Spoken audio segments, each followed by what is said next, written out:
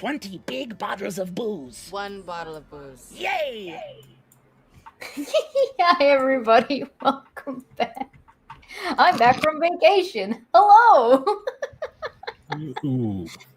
I saw that today and I couldn't not use it because it was too perfect. So for anybody who doesn't know, that was Critical Role. I believe it's their new series, if I'm not mistaken, that has Brennan Lee Mulligan again. Oh, hey, there's Landon. Hi, Landon. Hello. Good morning, good afternoon, good evening, your time zone altitude, and welcome back from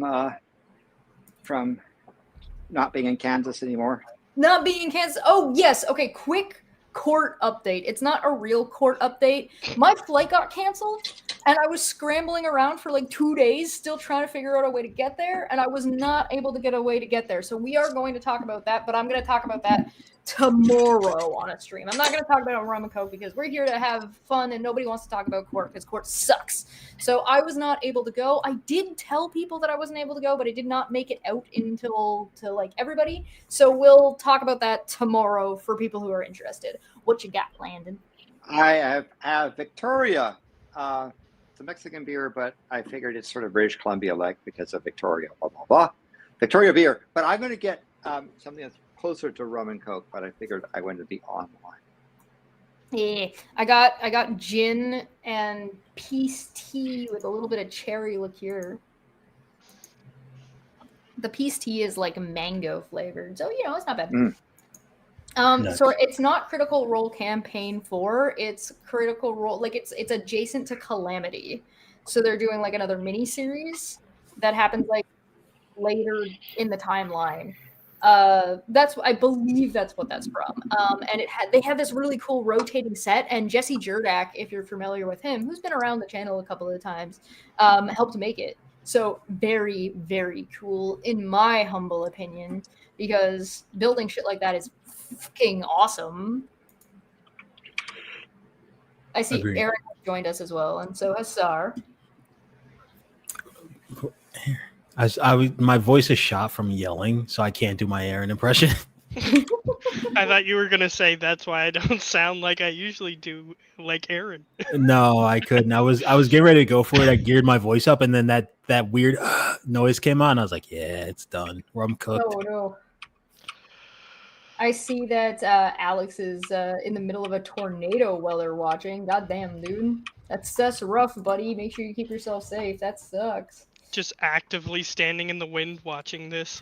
You're saying that, but that'd be me, and I'm the one that does that in Minecraft. Like whenever you had the mods with their storms, I'm just like, "Oh, check that shit out!" Like,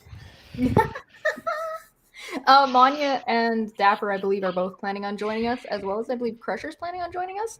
But that's not going to be until a little bit later for reasons. I don't know. They're doing stuff, probably. So- real life stuff, allegedly.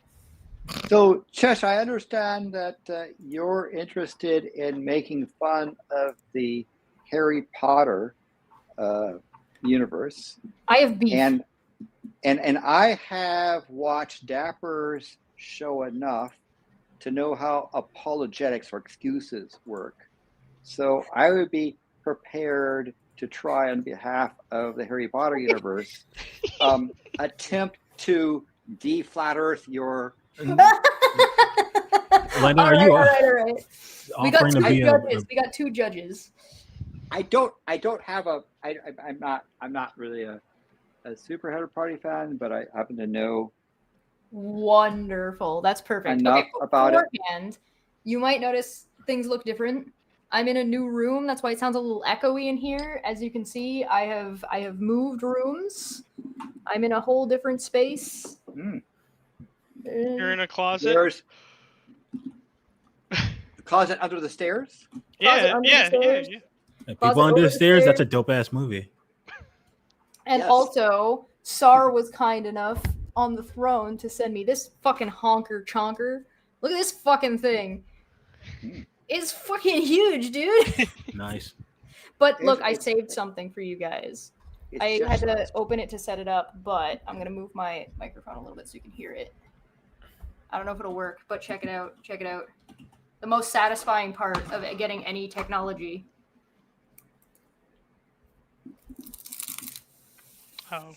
Ooh.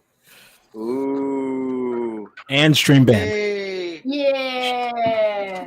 And stream ban for hypersexuality. Can't do that. That's illegal. That's fucking illegal. So, You so can't do that. where does Puck sit?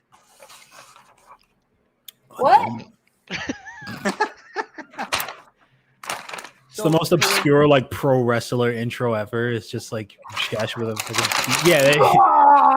if they ever do a show in Canada, you just have to be like, yeah, I'm a famous like YouTuber and show up and just do that as your intro. They don't have high quality star power there. They could use you. At least someone good on the mic. I But when got a Puck- bed. Puck visited. Where does Puck stay? Over there? Yeah, well, I haven't set up the room yet all the way, so I'm not entirely sure where everything's gonna go yet. I do have the green screen that I have is gonna go over on that side. So I don't know what else is gonna end up being in here. I'm kind of thinking that like right there on the other side of this table, I was thinking about putting a table that's the same length that's kind of flush with this one, so I could do like other kinds of crafts. So instead of just doing digital art, I'll be able to do other stuff and just sit on the other side and just flip the thing around. But we'll see. We'll see. Like your AI art table would be on the side? My AI art table, yes. Hi, Dapper. Welcome. Hello. Hi, Dapper. Hi, Landon. Hello. Hello. We are starting the. I was giving a tour of my new room, but we are starting. I have one other thing to show you guys. So I was away for a week and a little bit, right? Mm-hmm. And I have all these tomato plants, and I was worried that my tomato plants were going to be borked when I got back. They were not borked. They were wilting something fierce. But I got them in a tub of water and got them all nice and up and ready to go. So I got this. It's a tomato. It's a tomato. It's the first tomato of the season. Nice. Congratulations. Hooray! As long as it doesn't attack you, it's fine. Yes. It's in my pocket. Well, it might not be a killer tomato. It might just be a hungry tomato. Yeah. One of my videos on my channel has a sound sample of Manya saying the word tomato in Hindi. Ooh. Ooh. Yeah. I remember one time, like, 2 to 3 years ago, Dapper had me record, like, reading an article just so he could count how many words I got wrong. Mm-hmm. Yeah, that sounds like something I would do. It's a fun little hobby. It should be a counter. See if you guys can keep track of how many times I read words wrong whenever we're Yeah, that's one. tabbing. That wasn't reading, that was just speaking. That doesn't count. Yeah, listen. Did you just say that count? That might be two. I'm gonna count that one.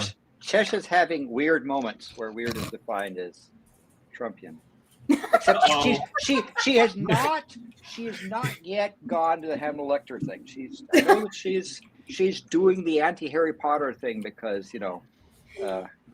she's woke, right? Isn't that what you're supposed to say?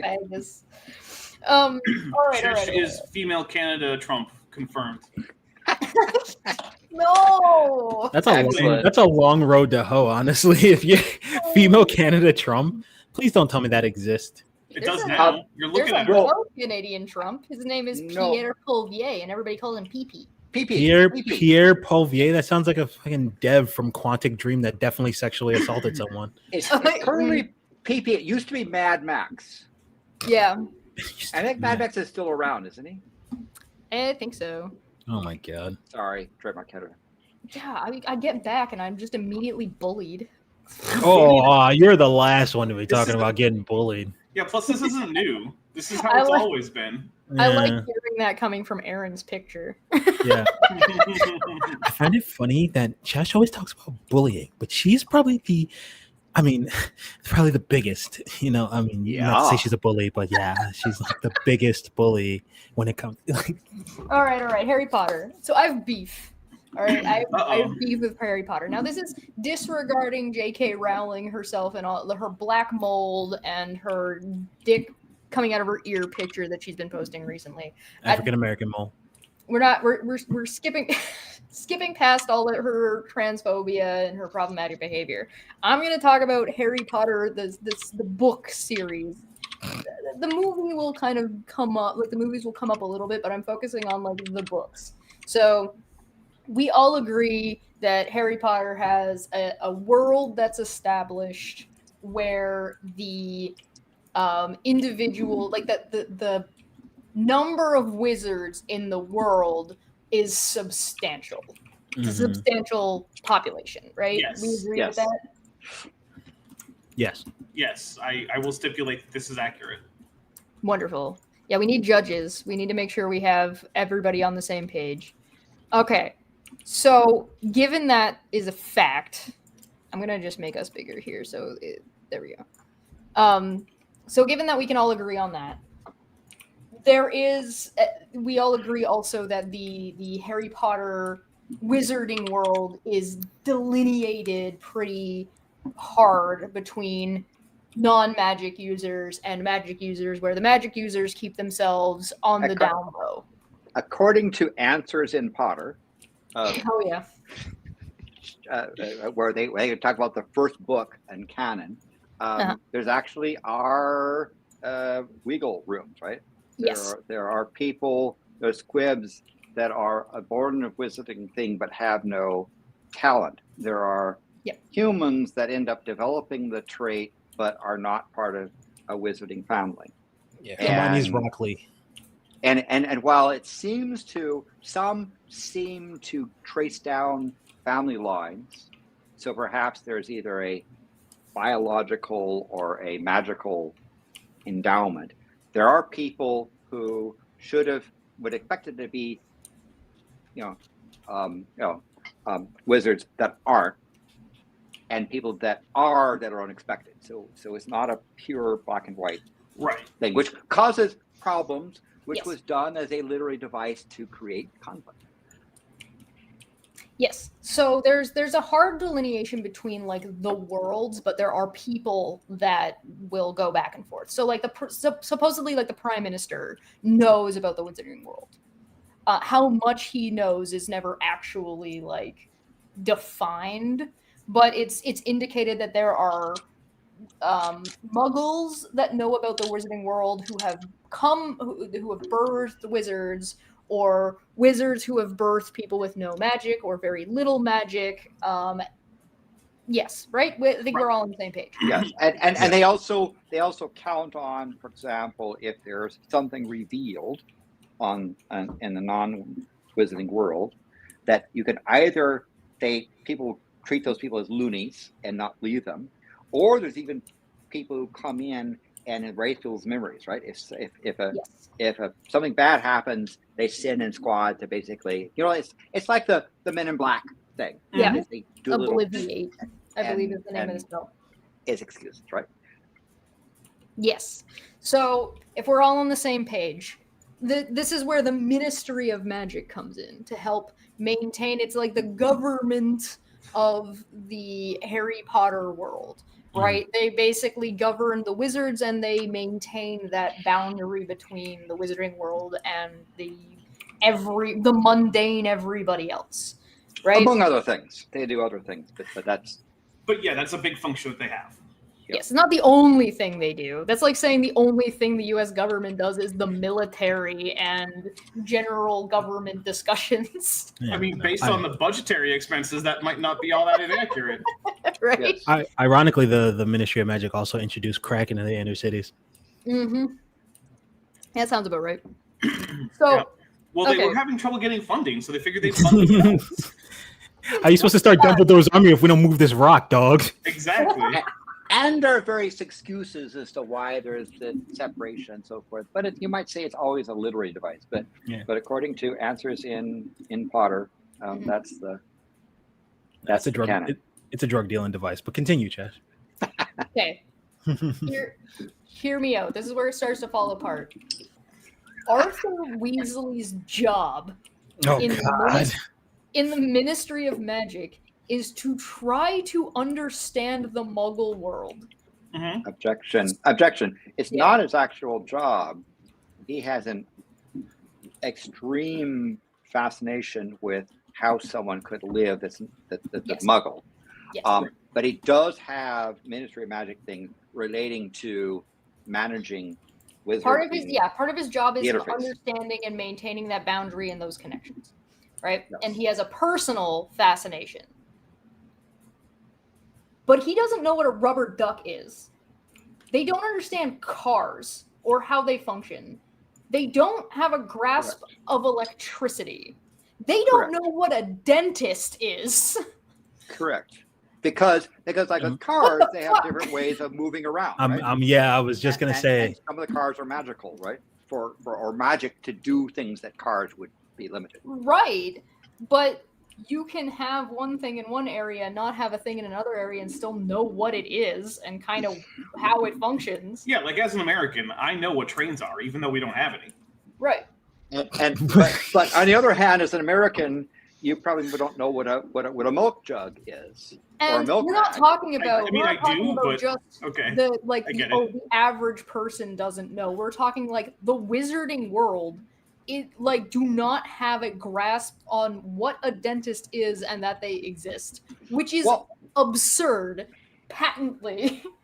No, I would say that wizards have a more efficient way of taking care of their teeth, including wandy things, and so they find it curious that someone would do all this Muggle thing to take care of teeth. Now Weasley is not. He's a person that's not.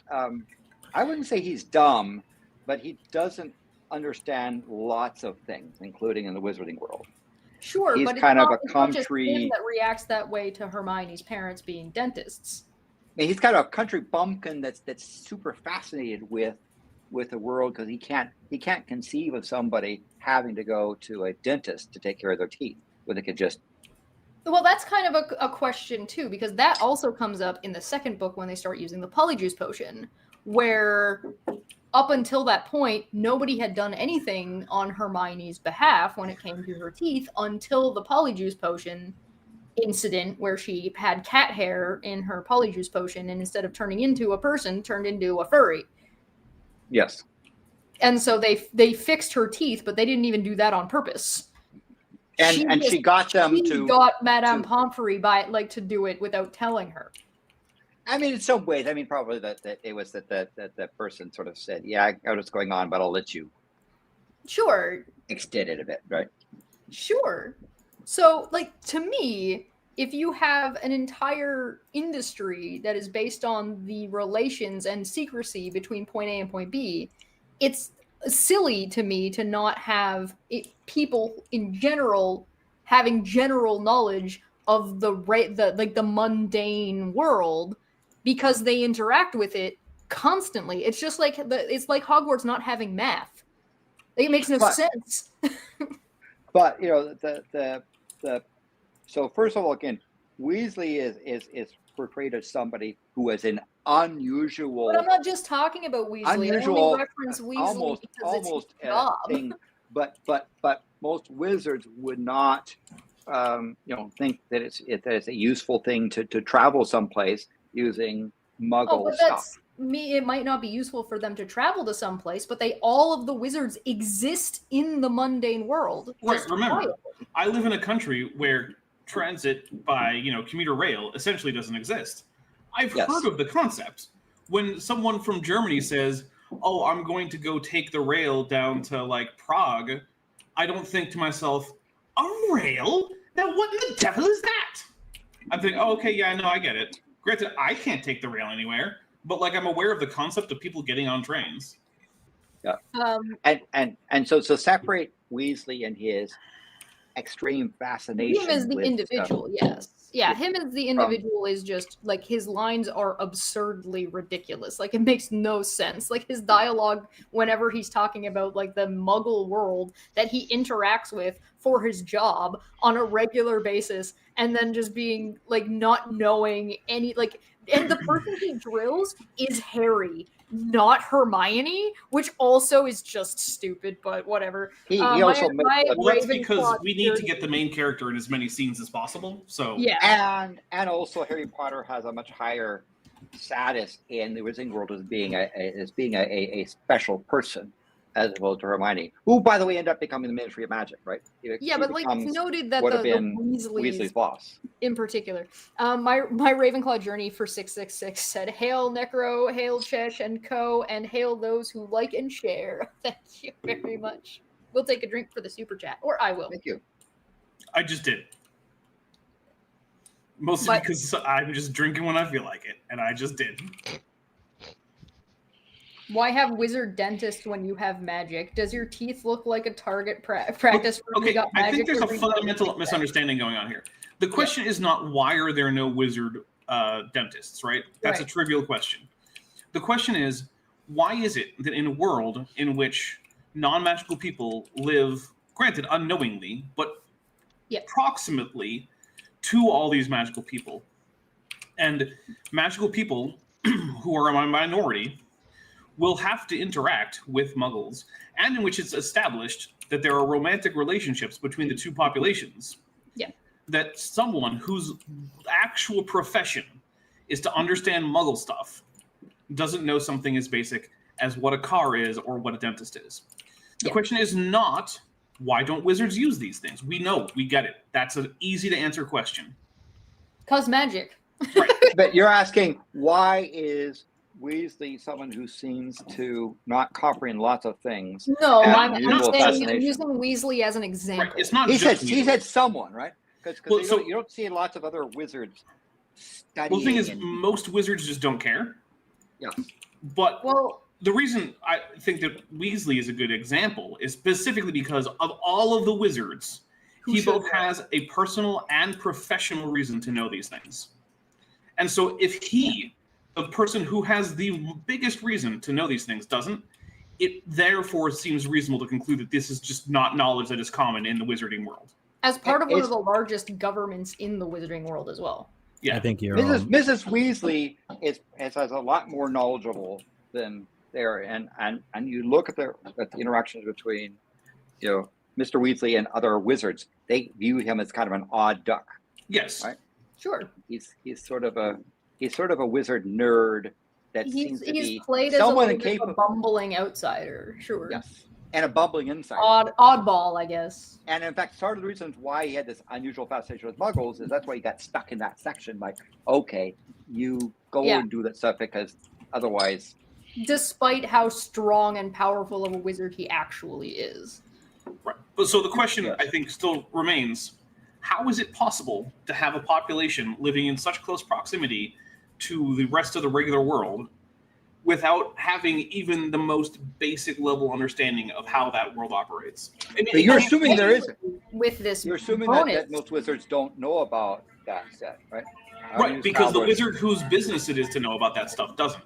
So, but I come back to say that Harry Weasley is one of those odd ducks, right? So don't assume, don't but generalize. But he's an odd duck in his fascination, not in his level of knowledge. Think about it this way, right? I expect that, like, when you find a weird guy who's like his only passion in life is to understand as deeply as possible, like, the pottery making techniques of ancient Mesopotamia. I expect that guy to know everything about that, right? To be the expert on that. And for everyone to know less than him. But I do expect most people, when you say Mesopotamian pottery, to get like an image in their head of like a pot from like Iraq, right? That's the kind of thing. But instead we have a situation where we have the guy who's essentially the professor of ancient, Mesopotamian pottery, who doesn't even know anything about pottery, and therefore, it seems like no one else would either, because apparently he's the only person who cares about this. He is not the. There are other indications of other wizards not having basic understanding of like what a bus is. For example, like they have a magic bus, but they don't understand that there's just regular buses. What is buzzing? Construction. Oh. So we'll have to. This is the Muggle world. Yes. But yeah, I don't know that Weasley is just a member of a department. He's not a head. He's not the chief interactor stuff. My question though is what is your actual gripe with this in the universe? Is that's the part I haven't gotten yet? Yeah. head of the Office for Detection and Confiscation of Counterfeit Defensive Spells and Protective Objects. Which is under the Muggle-Wizard Relations Department. Yes. He's the head of making sure Muggles don't get magical items. That's what his job is. Yes. The Misuse of Muggle Artifacts Office. That's the office he works for, and he's the head of the Department of Detection and Confiscation of Counterfeit Defensive Spells and Protective Objects. Yeah. So he has wizards that as a prank magic a child's toy, and that child's toy does bad things, and that was the big deal about him doing the car, right? Because he's literally doing the thing that is his job to stop people from doing. Which is very much his bumbling thing and not being too there in his son. Who made the bus? And are they in trouble? Which is another thing, right? It's like, okay, you're not allowed to. Yeah. It's like, okay, as a general rule, witches and wizards are not allowed to enchant specifically Muggle objects in order to make them magical and then have those available in the Muggle world. But Harry can just hop on a magical bus in the middle of, like, what was it, London or something? Because he has to do his wand thing and do it right way. He has to call a normal Muggle, you're not going to go. You're not going to be I guess in Soho, London, and step on the magical bus accidentally, right? In theory, unless it's a plot device. The thing with the bus is that somebody had to make the bus in the first place. So depending on what year that bus was made in, it's fine for these items to exist. They just can't be in the hands of Muggles, and you have to have a permit to make one, which is what's implied by the office. The office is like against counterfeits, right? And like putting stuff in there. So you might say that the bus is proof that wizards do understand basic objects, but they make them magical as well. Right, but that still raises the question: why is it apparently not common knowledge what various very mundane objects are? Once again, why do you say it's not common? Giving an example other than Harry Weasley's fascination with odd bits of. Well, I mean, that's a bit, but frequently, Muggle-born characters have to explain some fairly mundane aspect, like in the case of a dentist, like that's a medical practitioner who takes care of your teeth. But the thing is, if you're at all connected to the Muggle world, you're going to see things like ads for dentist offices, or people complaining about toothaches, or just hear on the radio, or like out of TV that's playing in a store or something, right? Because it's not like the wizards never go into the Muggle world. We have numerous characters who have marriages with Muggles. They had to have met those, like they have to. Yeah, and so I could say somebody's out in a traditional. Might have a tribal doctor that might be aware of medical science, but doesn't normally use it because they use the tribal doctor. Right, but similarly, Landon, if you said, "Oh, I went to the jungles of the Amazon, and a local shaman treated my toothache with some ayahuasca and fancy smoke," I would understand what those words are, and I might be a little confused as the exact details of how ayahuasca is supposed to do this. But I wouldn't say I'm sorry, a tribal shaman? I need this entire concept explained to me from ground zero. Like, I don't get it at all. Like, that would not be my reaction. There's also like there's a couple of really weird aspects because they make it seem like that children come from, it's not unusual to have parentage that one is a wizard. My dad's a muggle, my mom's a witch, right? Like it's a pretty standard thing, so it doesn't really make any sense for so many wizards, since it's very, very clear in the books that the majority of the wizard population are not pure blood wizards. There's only a handful of families left that are that. You've got the Black family, you've got Malfoy, African American family, you've got the Weasleys, right? And so the reason why, and I think just to get to what Generic's getting to, which is like, why is this a problem? It's because it's like a giant ass plot hole that's really annoying in the writing. I would say point to somebody other than Weasley in the wizarding community who fails to seem to understand most Muggle things, right? As opposed to thinks it's a crazy way to do that.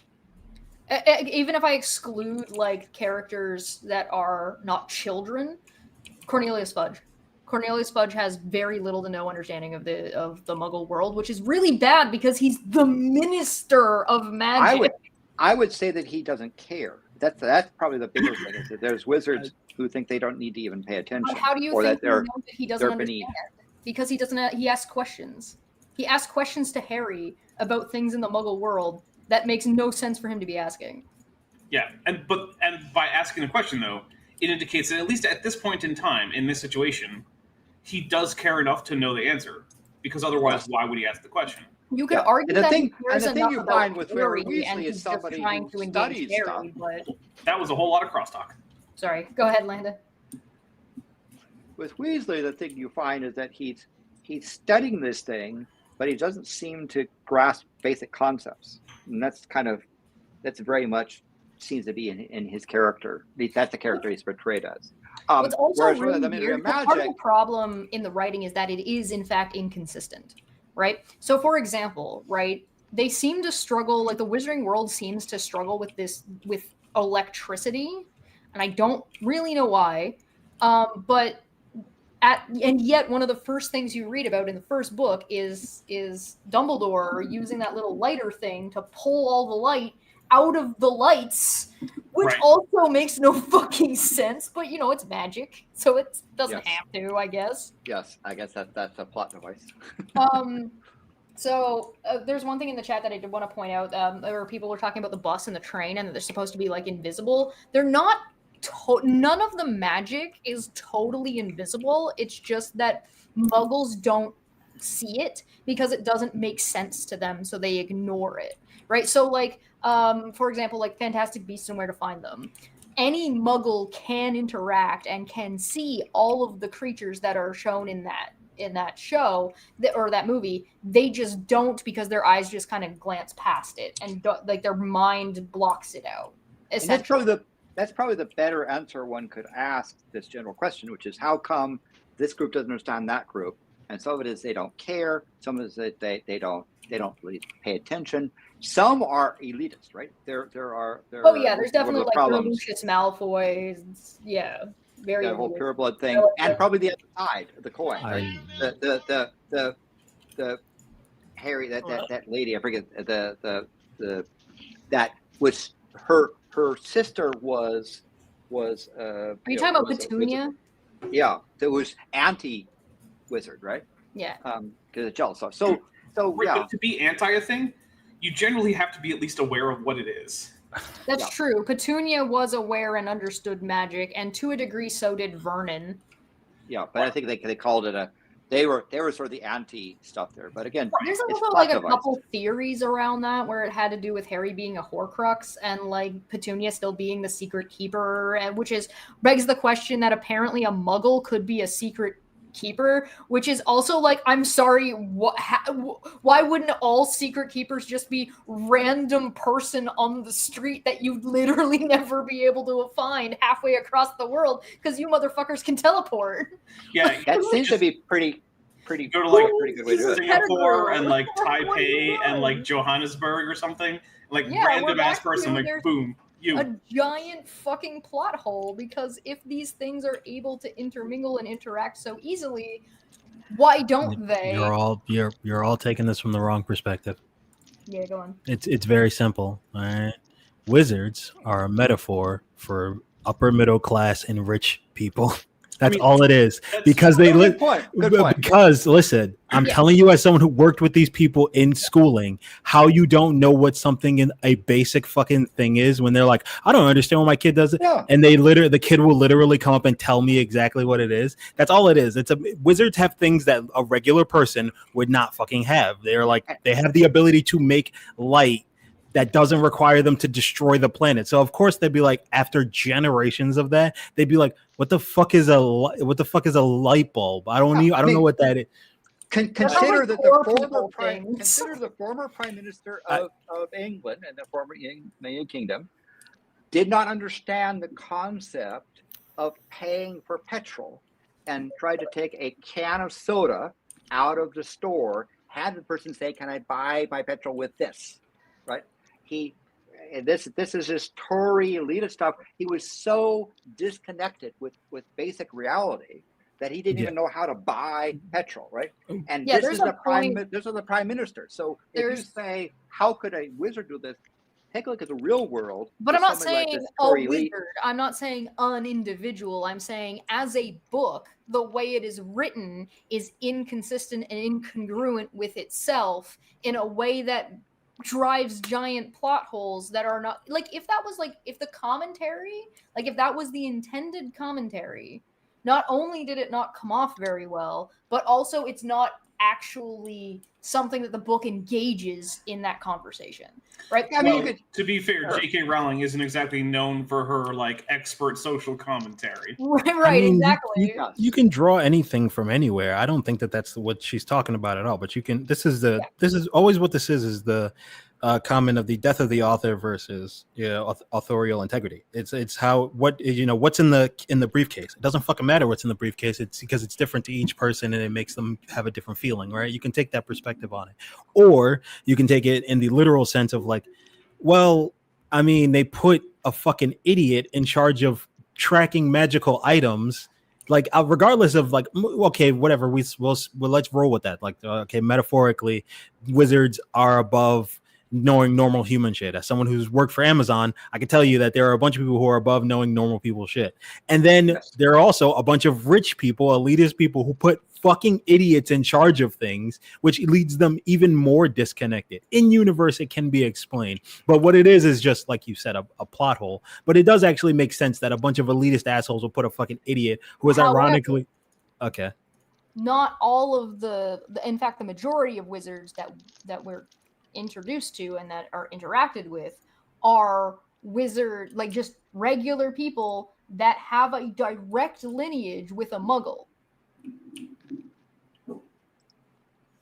Are you saying like it might make a whole lot of sense for like a bunch of rich people to not know basic stuff, but if they're new rich, Weasley to not know this thing, right? It makes sense for Lucius Malfoy to not. It's sort of like the new rich versus old money thing, where it's like old money might not understand very basic things about how people without money, go about things, but like if you're that guy who happened to get lucky and make his, millions doing some thing that no one had ever done before, you probably know how buying gas works. Yeah, no, it makes sense to me for Arthur Weasley to say, how do muggles get socks?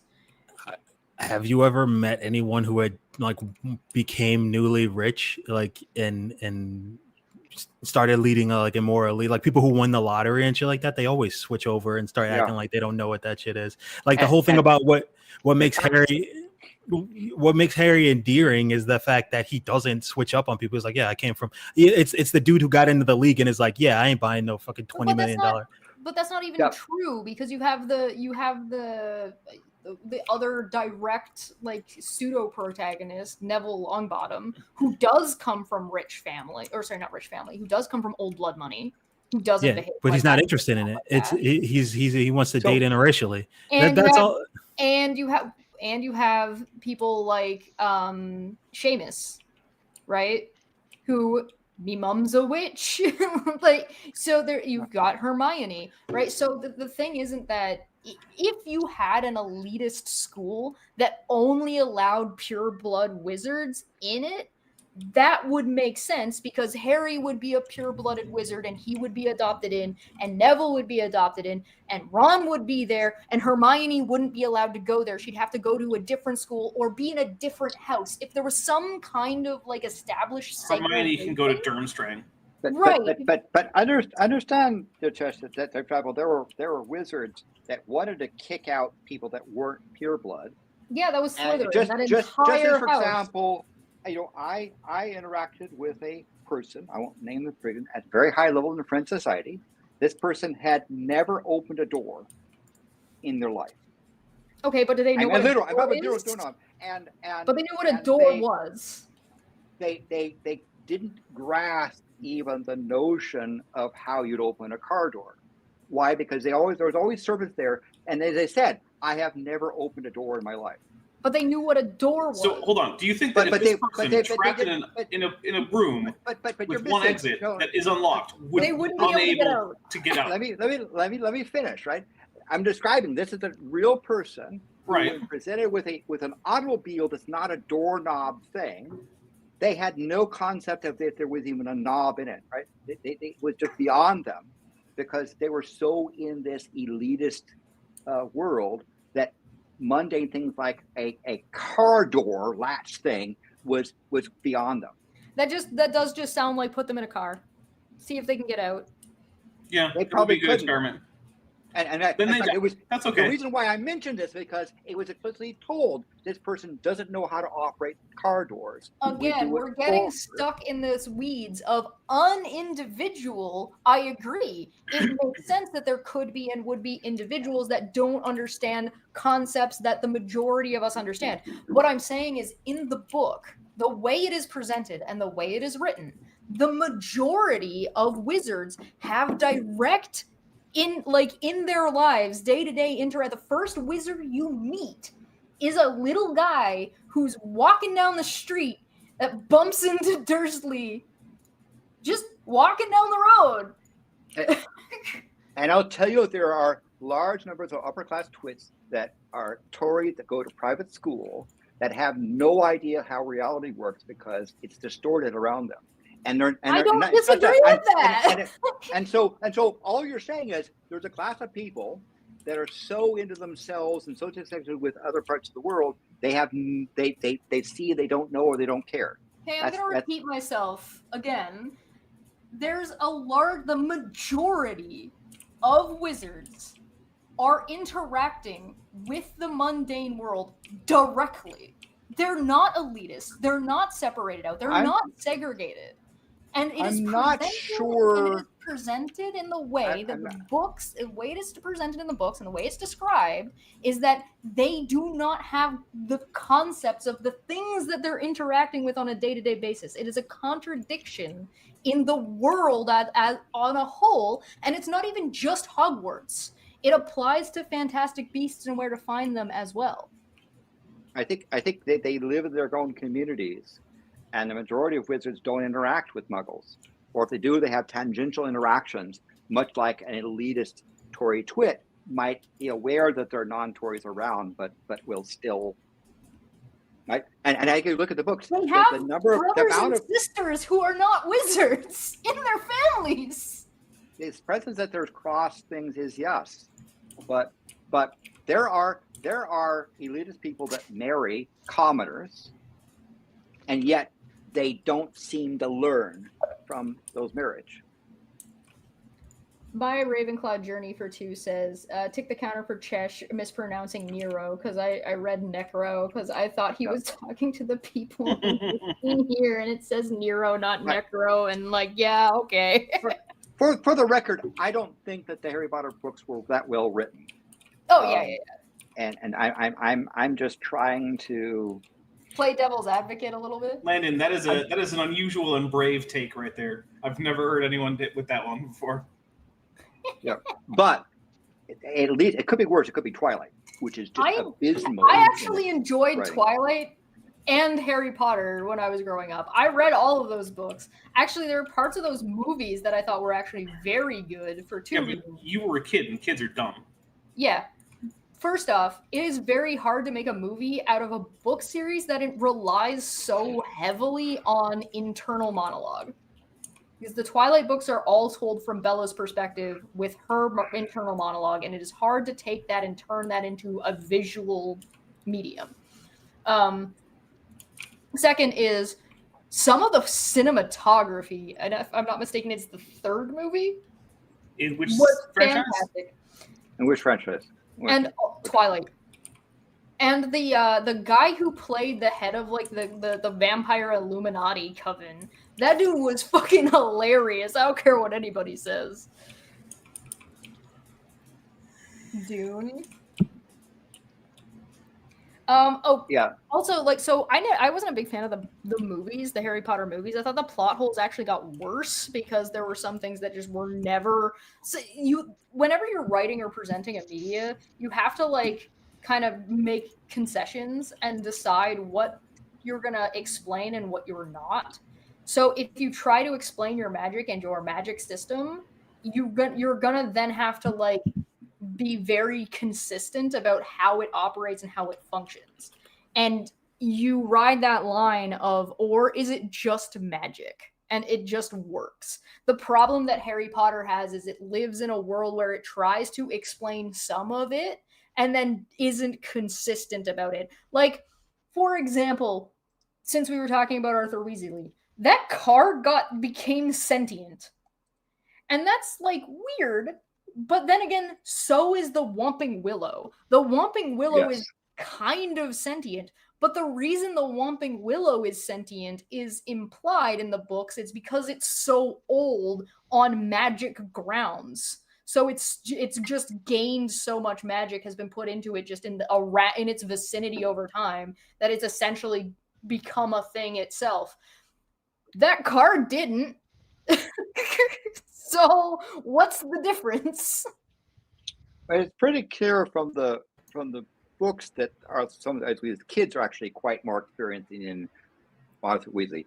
In terms of the Mrs. Weasley seems to be much more skilled. He seems to be much more bumbling, sure. and the twins seem to be very highly skilled folks. So sure. I guess it varies, but like I said, it's a what on like wizarding capabilities, because like Arthur Weasley goes to toe in a wizarding duel with Lucius Malfoy.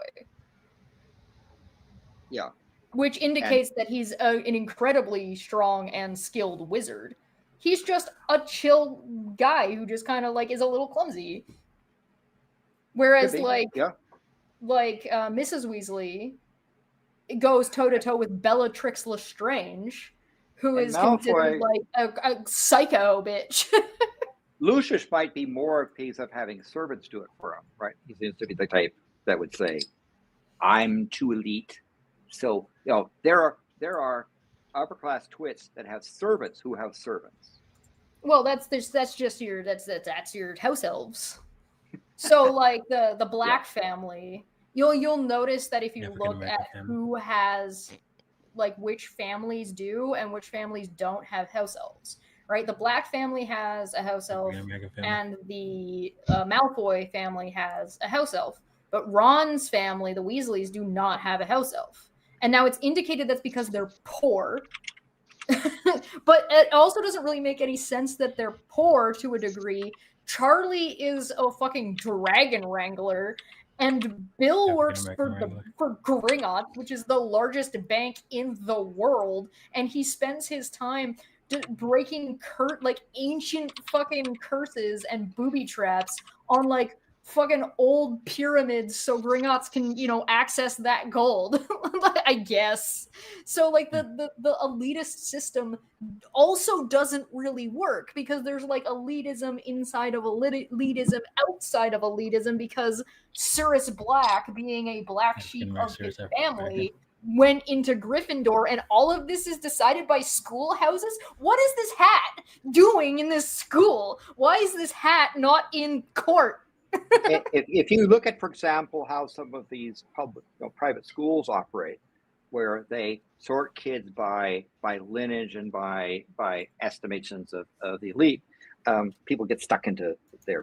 But I think it's interesting that the author Rowling went from this poor person to this wealthy person, and from all I could tell, she has become an upper class twit of the highest order. Oh, absolutely.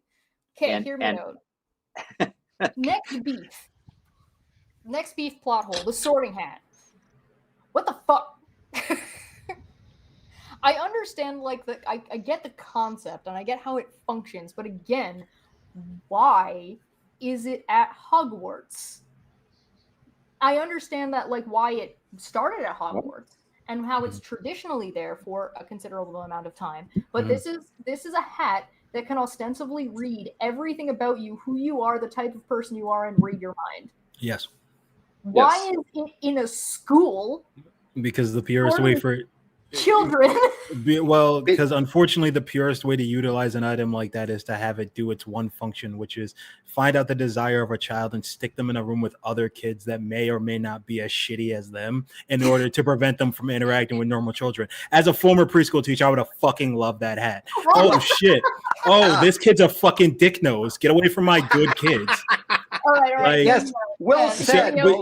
So you can't use that like another one? No, you can't use it in another because like okay, it's like why don't you use Minority Report technology to report on minorities? It's because it'd be fucking racist and like someone would use it to do something evil, right? They would just stick it on the head of a black person. Also, this is not me like blindly defending it, but I am saying like from a psychological standpoint, if you had another hat like that, people would like think of what fucking Malfoy would do with a hat like that. He'd be sticking it on the one black kid in Hogwarts' head and be like, see, look, he wanted to steal that cake. We got to kick him the fucking, or he'd be sticking it on Hermione's head and be like, see, she wanted to use taking basically every kid that goes into Slytherin and throwing them into a fucking oven.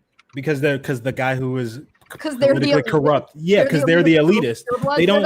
Yes, they're the rich kids. They go, this hat sorts people, but not me though because I'm cool and you're not. Like that's literally what it is.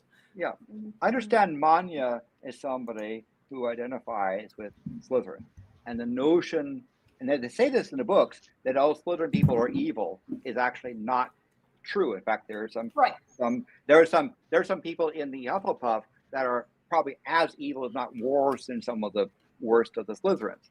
This sorting hat is somewhat like which school tie did you are you old money or new money? This sort of sorting that occurs within elitist that's part of like the issues in the books. You don't actually that's not really well established. Like it should be clear that is the case, right? However, the only characters you see that come from Slytherin that are good guys is Snape. Mm-hmm. Yeah. I don't know that. And then nice guy. Malfoy I'm sorry. I don't. Malfoy makes like a decision. That Historically, Merlin was also a Slytherin. Was Merlin a Slytherin? That's yes. funny. Yes. I do not buy Rowling's notion. Snape is a asshole. Yeah, he's not a nice person. Worse. I would have not named my kid. I would name a poop after Snape. Name a poop. I think it's unbelievable, and I know that she tries to do this something, but that's it's like trying to part of it. He just came off worse. It just got worse. Yeah. Marcy with an IE for $4.99 said, "Oh, now I see how this works. Welcome back, Miss Chesh. Thank you so much. I'm happy to be back."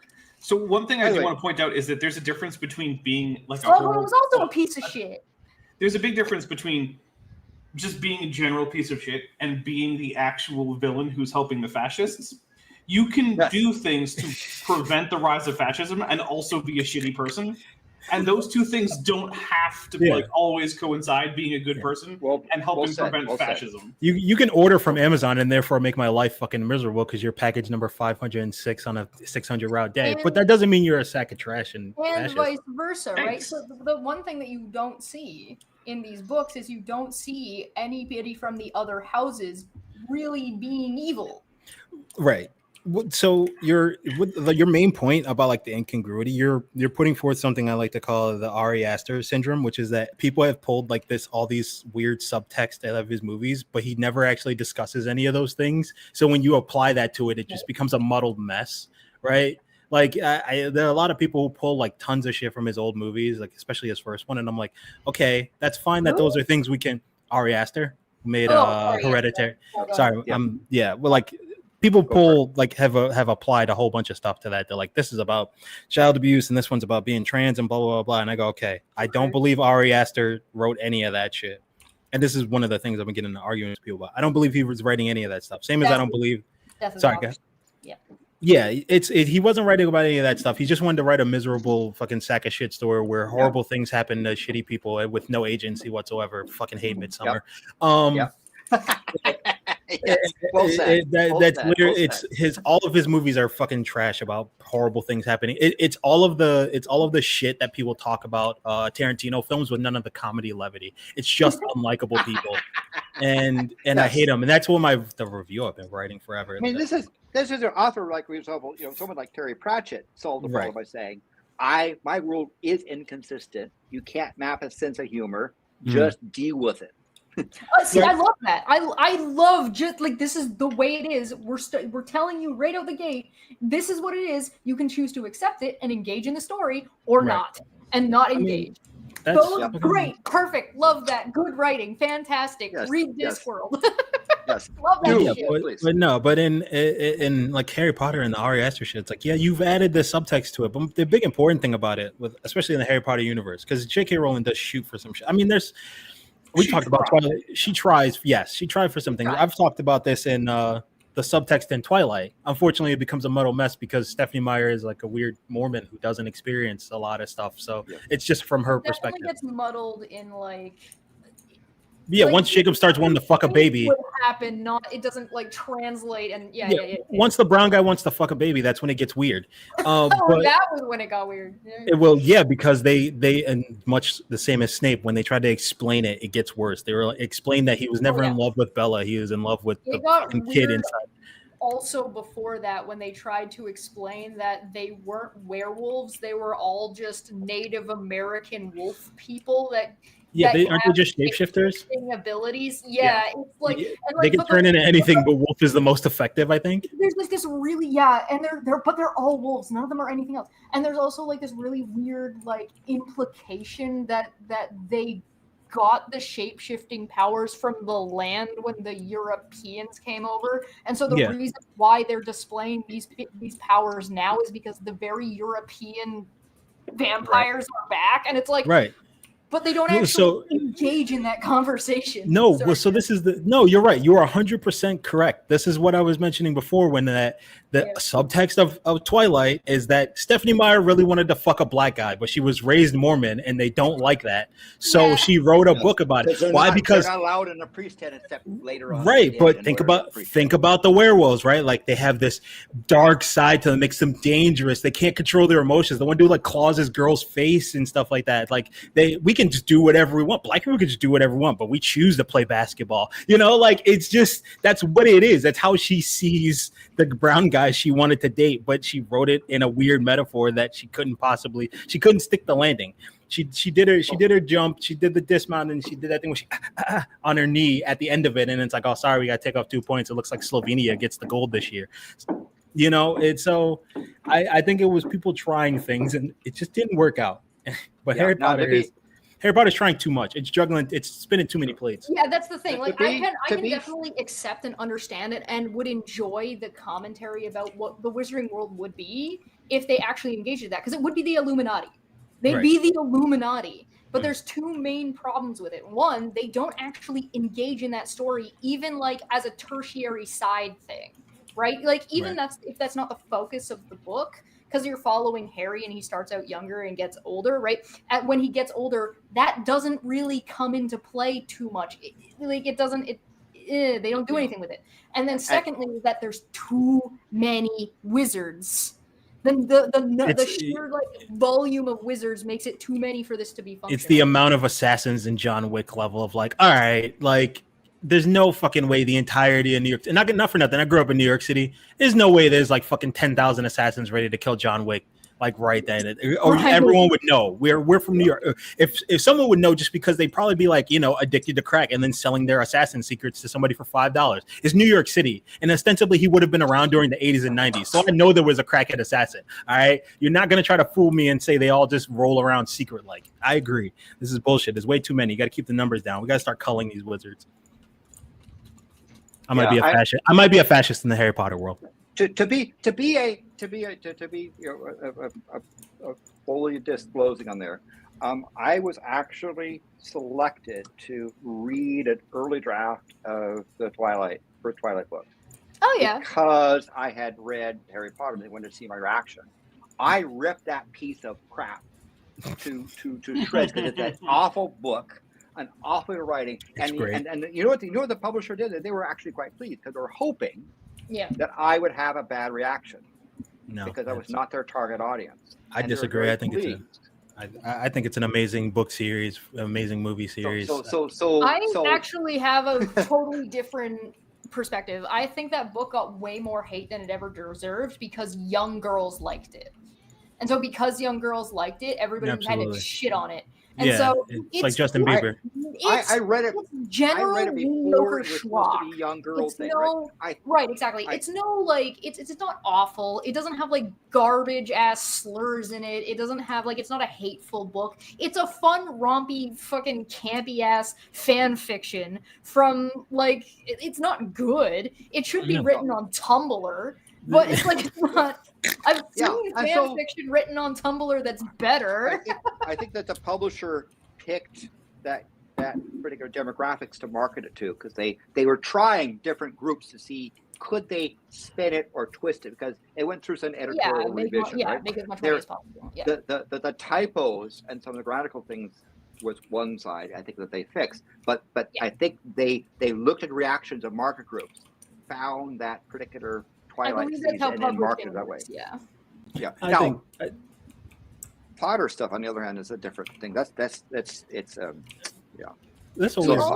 one of the main reasons that Harry Potter blew up in the way it did was because of the religious backlash that it got.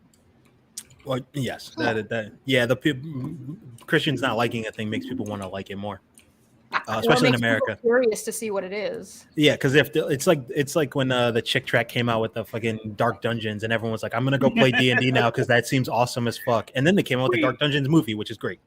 I was gonna say, should we do a review of that movie? Because the thing I love about that movie the most is that Jack Chick loved it and approved of it. Yeah. He just did not. He didn't get it. He didn't get that the cast and the crew knew it was bullshit. I don't think he even got the whole like lesbian angle, because it's a pretty strong angle in that movie. Oh, I'm not gonna lie. That movie's got that. Whoever made that, they definitely were gonna find out they directed some other shit like that. Oh, did you know the director of Lighthouse also did, like, Lars von Trier's secret first movie? It was a fucking dungeon, fucking Dark Dungeon movie. You know, I think Twilight got more hate than it deserved, and I think Harry Potter got more love than it deserved. Oh yeah, I agree with both those statements. I always posited that Twilight was just books not made for me. Like, there's a whole bunch of stuff, like fucking like Monster High, right? Like, I have two younger sisters. Like, Monster High is not made for me. It's dumb and it's fucking hilarious. My Little Pony, it's not made for me. It's dumb and it's hilarious and it's fun. I think always the problem is like people go into shit on it, but then, like I mentioned, like Justin Bieber, I just know I'm not. A bunch of young boys know they're not supposed to like this thing because girls like it. It's dumb. Well, I think there's also there is like a public societal lilt, at least in Western, what would be considered Western society, that is, young girls are not allowed to like anything, period. If you're a 12-year-old girl, you're not allowed to like anything. I think that's relative. As a group. I mean, you're allowed like any. Sorry, go ahead with that. I was gonna say, you're allowed to like very stereotypically feminine things, like I was about to say. But if you like, but you still get shit on for that. Girls who liked Spice Girls and girls who liked Britney Spears still got shit on for being girly. No. See, that's the thing. Those are feminine, but not in the stereotypical way that like pretend cooking and dolls are. Because you're gonna remember, these are very much things that are in line with very traditional and patriarchal gender roles. That it's okay for girls to like, whereas Britney Spears isn't. Yeah, no. Britney Spears does not align with traditional gender roles. People still shit on girls for liking to read. Again, not part of the patriarchal gender role. What part of stereotypical patriarchal gender roles do you not get? Here's the thing, Chaz. I'm agreeing. You can't have it both ways. You can't want to read and like things. You got to pick one, okay? Like people like things and we don't read. That's the rule. You don't get to. But once again, this is just the white woman wanting to have everything while a black man gets stepped on and he can't read and he only can like white women. This is the future you wanted, Obama. This is what you wanted. Thanks, Obama. Thanks, Obama. No, but all bullshit joking aside, though, I agree with you to a certain extent that it's like girls are catered to like certain things, and anything outside of that kind of norm, no matter what it would be. Because like Spice Girls are like, they're attractive women of varying different backgrounds, and then on top of that, they make their own money and they fucking tour around the world, or presumably, right? Like there was the whole backlash against fucking like Clueless and all this. I mean, the only thing I think girls like that ostensibly everyone liked that what they were allowed to was like fucking Mean Girls. I think is the only thing everyone collectively was like, yeah, we can all like that. Or Freaky Friday, I guess, even though it's not that good. Lindsay Lohan is like the only thing girls were allowed to like. Wait, which Freaky Friday, the original or the remake? The remake. No one likes the original. anyone who likes the original, anyone who, if you ask someone, that's a gauge to let you know if you're dealing with like someone who's like a movie snob. Which Freaky Friday do you like? If they answer you that they even know the other one exists, they're gonna be an elitist snob. Yeah, it's like I guess I'm an elitist movie snob. Oh, I am too, buddy. Movie should be watched, right? Which Godfather movie should watch, right? And the answer is obvious. The answer is A Bronx Tale. You should not watch The Godfather because they're not as good as the other mob movies. Yeah. No, that's like no. I only say that just because it's like with me when they're like, "What's the I'm gonna watch Exorcist. I heard it's really scary." I'm like, "Get the fuck out of here! Go watch Exorcist 3. That movie's way better." And then people are like, "Oh, you're one of those guys." But no, you can't. Nobody watches the original Freaky Friday. I'm not even sure if I wanted to watch it where I would be able to. fmovies.to or whatever the fuck. I'm pretty sure that place is currently offline. They're done. A couple other ones opened up. Yeah. But it's funny how they gank those. It's like, people are just gonna move it, right? Like, you not understand how the internet works. It's like a picture you're asking on the internet. There's like 200 country codes out there, and I can pick a new one. Yeah. Okay. Neck beef. I got another one. Okay. Neck beef. Okay. Neck beef. Neck beef. That's what you just said. That's 3, by the way. So one thing about Harry Potter that works for it, right, which is a very like formulaic thing, is the rule of 3. Right? You got Harry, Ron, Hermione. You got Malfoy, Crabbe, and Goyle. Right? You got these rules of 3. Right? You have Lupin, Sirius, and James Potter, right? And then the odd one out is the little weasel fucker, right? Yeah, Naruto, Sasuke, Sakura. Naruto, Sasuke, Sakura. Yeah, exactly. You have the rule of 3. Because in the rule of 3, you can hamstring and fucking crowbar your way into a really weird, not fitting love triangle that didn't make any fucking sense in the Harry Potter books. You think I mentioned Naruto? Like, I agree. That's also the rule of 3 it's really fucking dumb. I never understood. Let's just talk about that aspect of it and everything, right? The rules 3. Don't people typically? We're in a chat right now with 5 fucking people. Like, if people hang out in bigger groups than 3, why we have these weird overhanging story arcs with it? No, it's just these 3 people involved in that anymore, and it just fucking. I'll kill you if you add one more person to this. They better be a ghost or something. No more, like, no even numbers. We don't allow them in movies, but we allow them here. Hello. No, we don't allow them here either. Hello. You made it. I could not find my usual profile picture because I was on the wrong computer. Well, you're a Rainbow Lizard now. Yeah, that was my I'm a old pet of mine. What type of lizard was it? A tiger whiptail. Found the little guy out in the middle of winter. Not supposed to be out at all.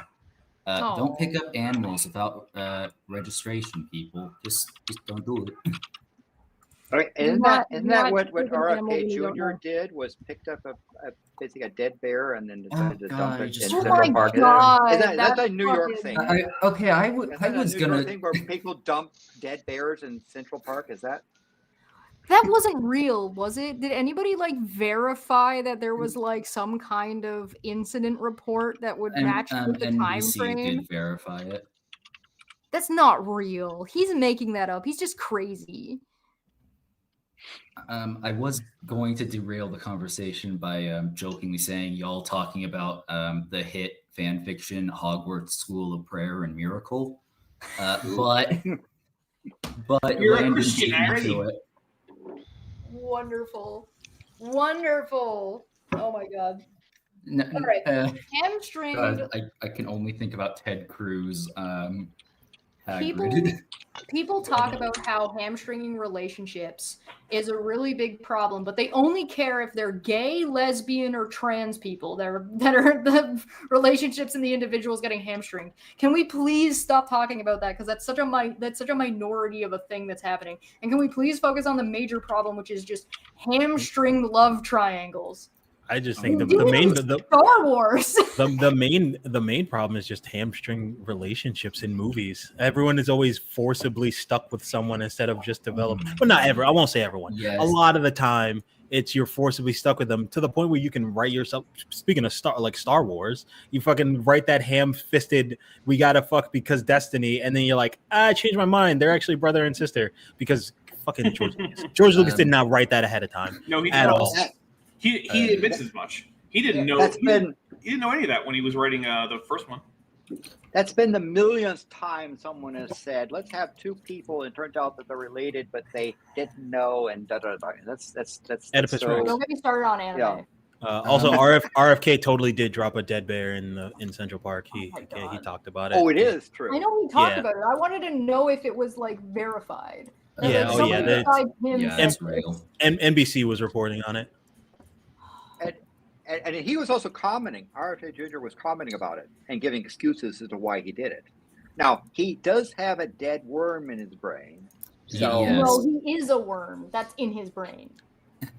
It's taken the over his worm brain. piloting him like a mech.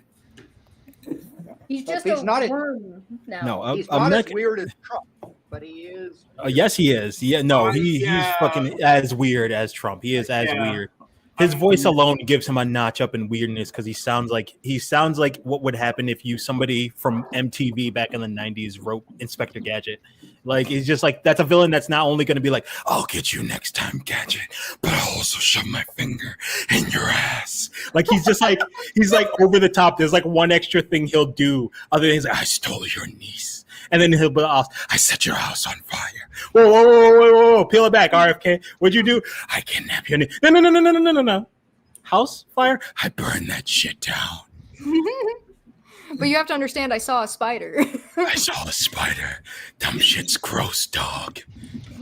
Unfortunately, it looks like I gotta get going. I have other things that I already agreed to. So Go in depth. yeah, unfortunately, yeah. But here's my parting comments. J.K. Rowling is not terribly good at world building for numerous reasons. I am famously understated, generic minority, in case you were wondering about that. Famously what? Understated. Oh, yeah. Yes.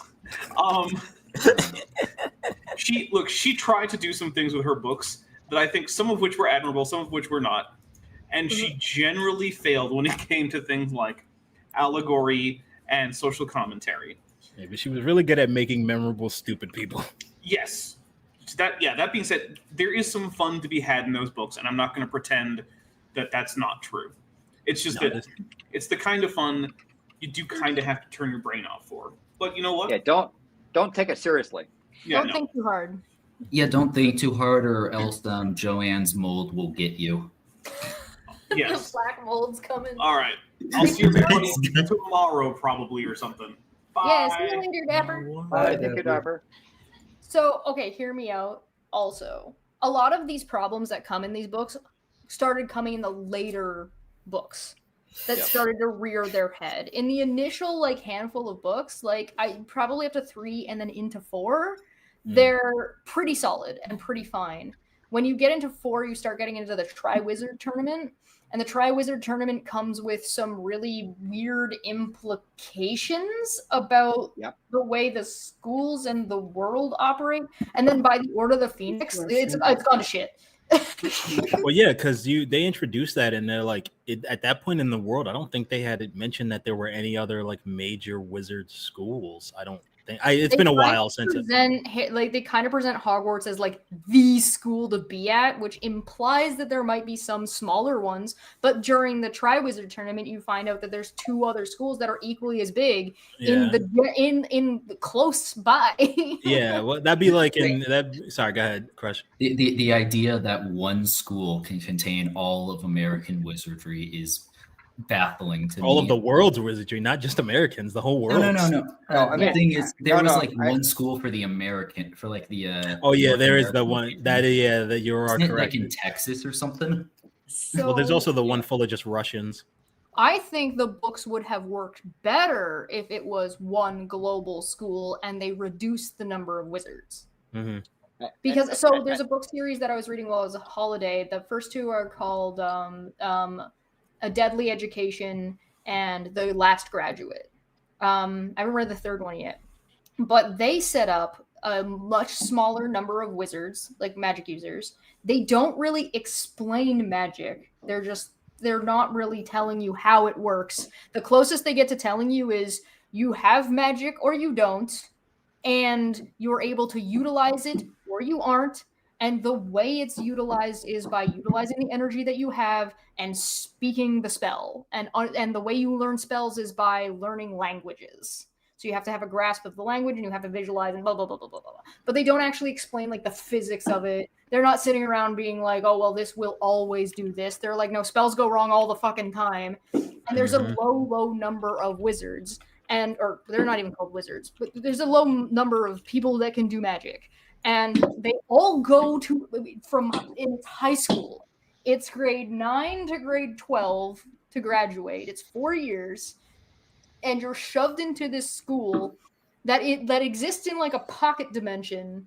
And everybody around the world goes to this school. So they actually start segregating based on where they're from, because they also have their own little pockets, because that's the way they survive. And then you've got a couple outliers. So much so that it actually starts getting a little bit into mentioning the politics to say that, hey, Shanghai wasn't able to come to this school before.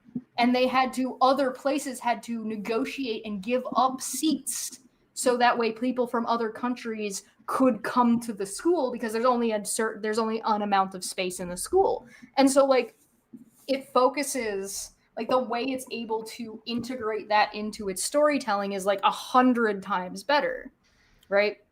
So Sounds like I would love that school. Sounds like Ender's Game without all the homophobia and racism. It is very similar to Ender's Game, but they're older and it's like way more believable, because Ender's Game, I had to keep reminding myself in Ender's Game that these were like 10-year-olds children. Yeah, Like, this makes no sense. I love the first one. Wait. Okay, you guys are gonna judge me, but most of this media I have only seen through the movies. That's fine. My mom actually likes the Ender's Game movie, which makes me very upset. The Ender's Game movie was okay. It had some cool stuff going on. Yeah. Like I loved the scene of the 0G combat simulation. That was cool. Mm-hmm. Like, it's a great scene in the book too. Like that was great. Like even like on camera, I liked it. Could have been a really fun game if they let us play it in Final Fantasy X. Yeah.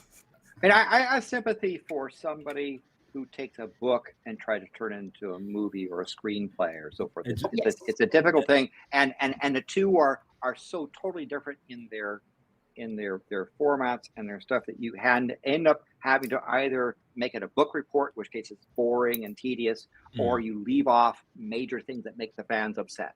Hunger Games. Yeah, I was gonna say Hunger Games is a big example. That is the one that I have actually read, the entire series, and oh boy, there was so much Hunger Games. There's so much left out, and also the forced love triangle is very much there. It's very much there in the fucking movie. Yeah. There's another thing too, where the author becomes too powerful and becomes what's called uneditable, right? Yeah. Rowling the editor could try to craft and fix some of her plot and other holes by the first book, but by book 4, where she's wealthy, she tells them what's happening. The same sort of thing with Dune, right? That stuff got away from it. Herbert became unedible, and he would just put out stuff that essentially couldn't be. Oh yeah, I forgot. Ender started at being like 6. I was about to say when he starts official training in the Rat Squad or whatever it's called. I think he's 8 at that point, but they take him young because of his brother, because they test his brother and they're like, this dude's a fucking psychopath and a weirdo. And then they get Ender and they're like, or they get the sister, and Ender's the youngest. Yeah. And then they get the sister and they're like, she's a scrub. And then they're like, I guess we'll let you have one more kid. And they basically monitor him until he's like 6 when they take him in. And they stick him with Harrison Ford. With Harrison Ford. Well, that's I think of that. That's how he got Kylo Ren. Yeah, that's. I mean, it's not. It's not inaccurate. Like, not wrong. Oh no! Again, a kid with like a high functioning autistic kid who like he goes to the dark side. That sounds like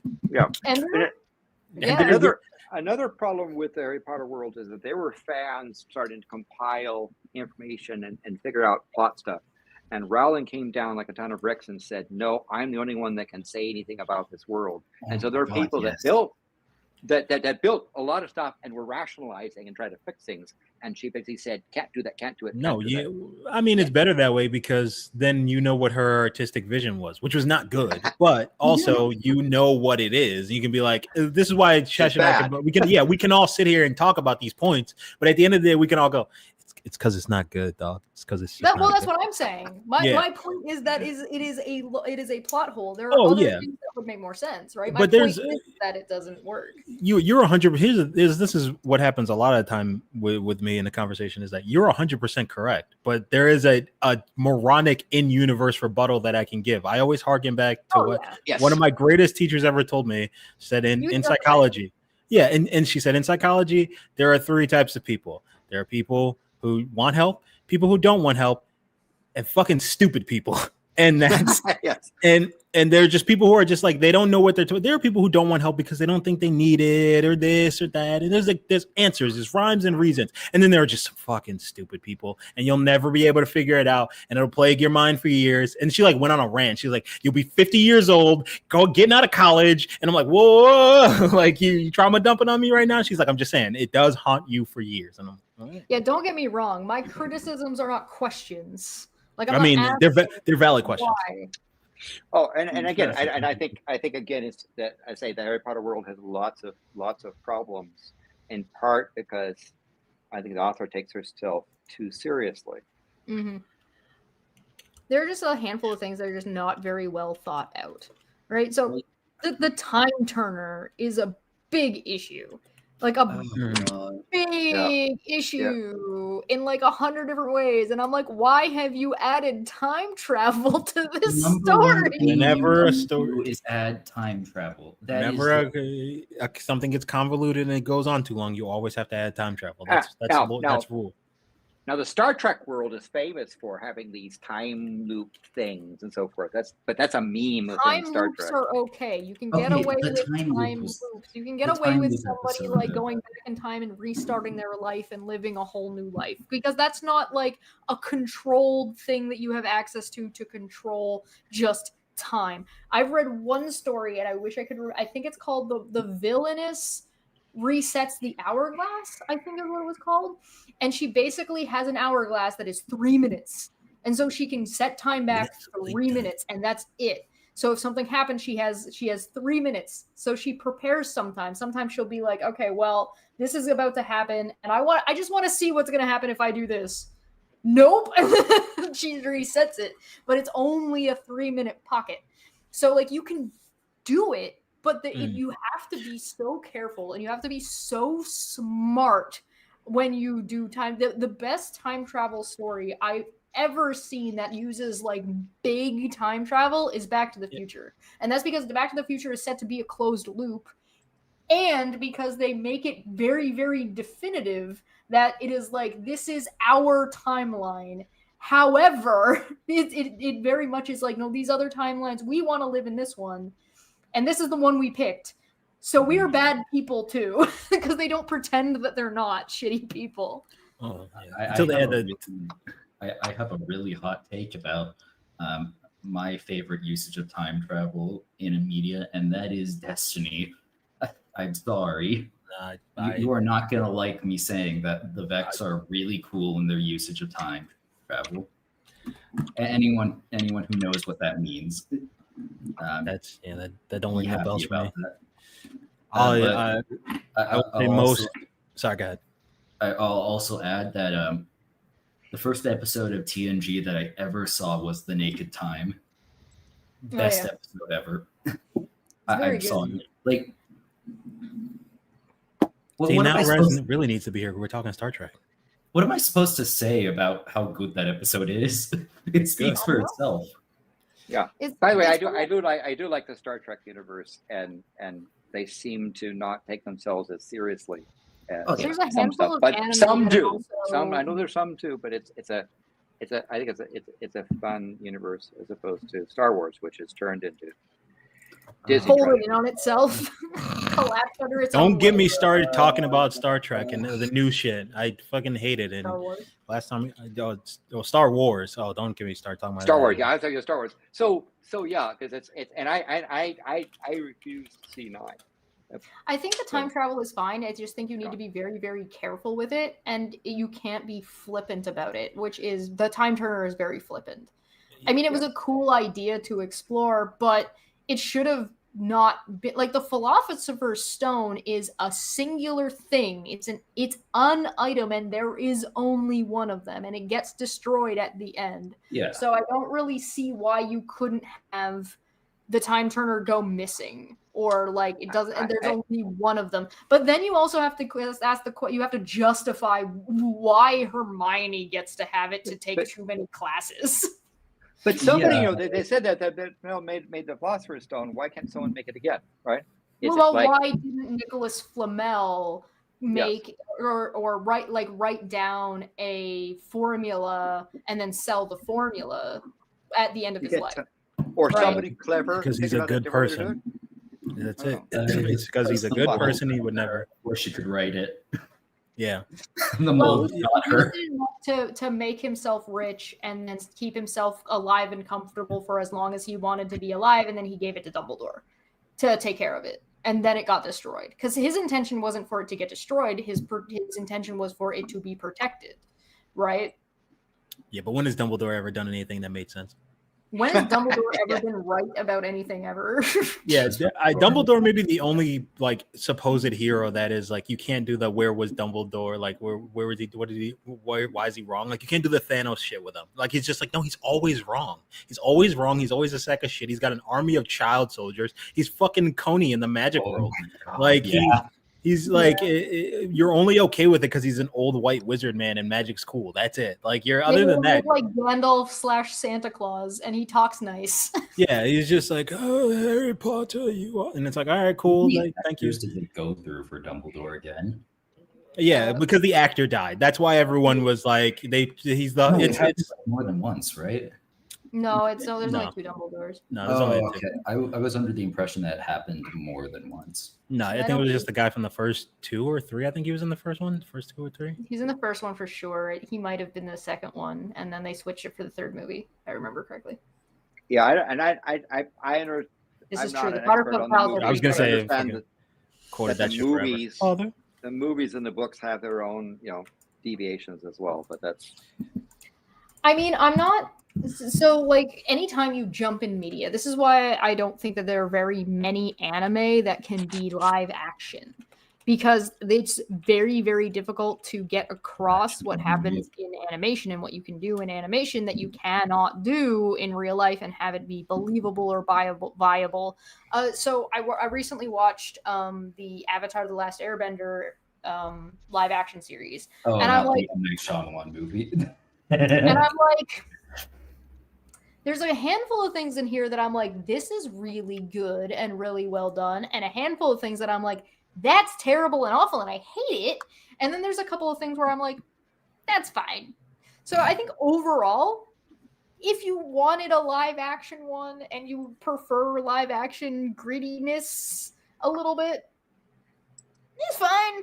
There's a handful of things that I don't know how they're going to handle that are going to get really weird later if they do the whole thing. I know they're getting season 2. If they fuck Toph up, they're screwed. Like totally boned. If they mess up Toph, I heard that they were going to try to, and they immediately got shot down. No, we're gonna take Toph out of the script completely. No, they were gonna do something. I don't remember what it was, because it was a tangential conversation that I was in. They're gonna make her not blind. That would be amazing. Controversial pick. We're making Toph black and she's not blind. So they're turning her into the Rock. That would work. The Boulder. The Boulder. Okay. Voiced by Mick Foley, a guy who was known for his entire wrestling career of getting beat the fuck up by The Rock. And I watched all of it. Perfect. It was beautiful. It was a beautiful time. You have to get in the wrestling. Bad. Like it's not bad. The actors do a good job. Iroh and Zuko are great. They're a lot of fun. Azula's being replaced. There was one thing that I wasn't when it came to the acting, Ozai, I wasn't totally sold on. There was like 2 scenes that I'm like, that's Ozai, but most of the time he just looked kind of too gentle. I was like, well, so the thing of the thing that's crazy about the character in the cartoon is that you just hear all this terrible shit about him. Like that's all you do. You hear for 3 fucking seasons how terrible of a sack of shit he is, and then like halfway through the 3rd one, like the first few episodes, you see his face and he's just like a normal, moderately attractive guy and he's in really good shape. And you're like, oh, you should be like a great dad. And then he starts talking and you're like, oh, you are a big piece of shit. Yeah. When you put that in live action, you're connected to that person. So you look at the actor and you're like, nah, he doesn't do any of that stuff. Look at him. He's a big, wholesome 100 big chungus. Look at him. That'd be like putting Keanu Reeves there. They've also given him more to do. And so in giving him more to do, they lose that, like, oh my God, what the fuck's up with this guy? Yeah. So you lose a little bit of that. But they're trying to exchange it by showing that he is trying to manipulate Zuko and Azula and pit them against each other as a parent. Whereas you don't really see much of his parenting outside of him just being an asshole to Zuko.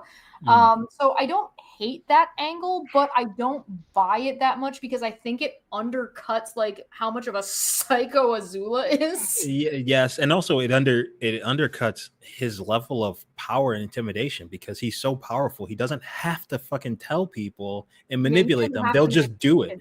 Yeah. He's the fucking Phoenix King. I'll kick your ass if you don't do it. Everyone knows that, and that's it. So it's. I haven't watched this, but from what I'm hearing, it's not. It's like you're undercutting certain aspects of the characters. Ought to be enough, and he shouldn't have to say very much. And by giving him something like this to do, it makes him seem less powerful and more weaselly. As opposed to, it also really doesn't help that the actor has to play against Mark Hamill, who is the voice of Ozai. Yeah, you can't beat that. That's not an easy ask. Should I bring up the Bleach live action? No. That was actually one of the better live action movies of anime. Yeah, it was fine. And then there was Death Note. Death Note was very different. Death Note was definitely not a making of. It was more of a retelling in a Western style. Yeah. Also, William Dafoe.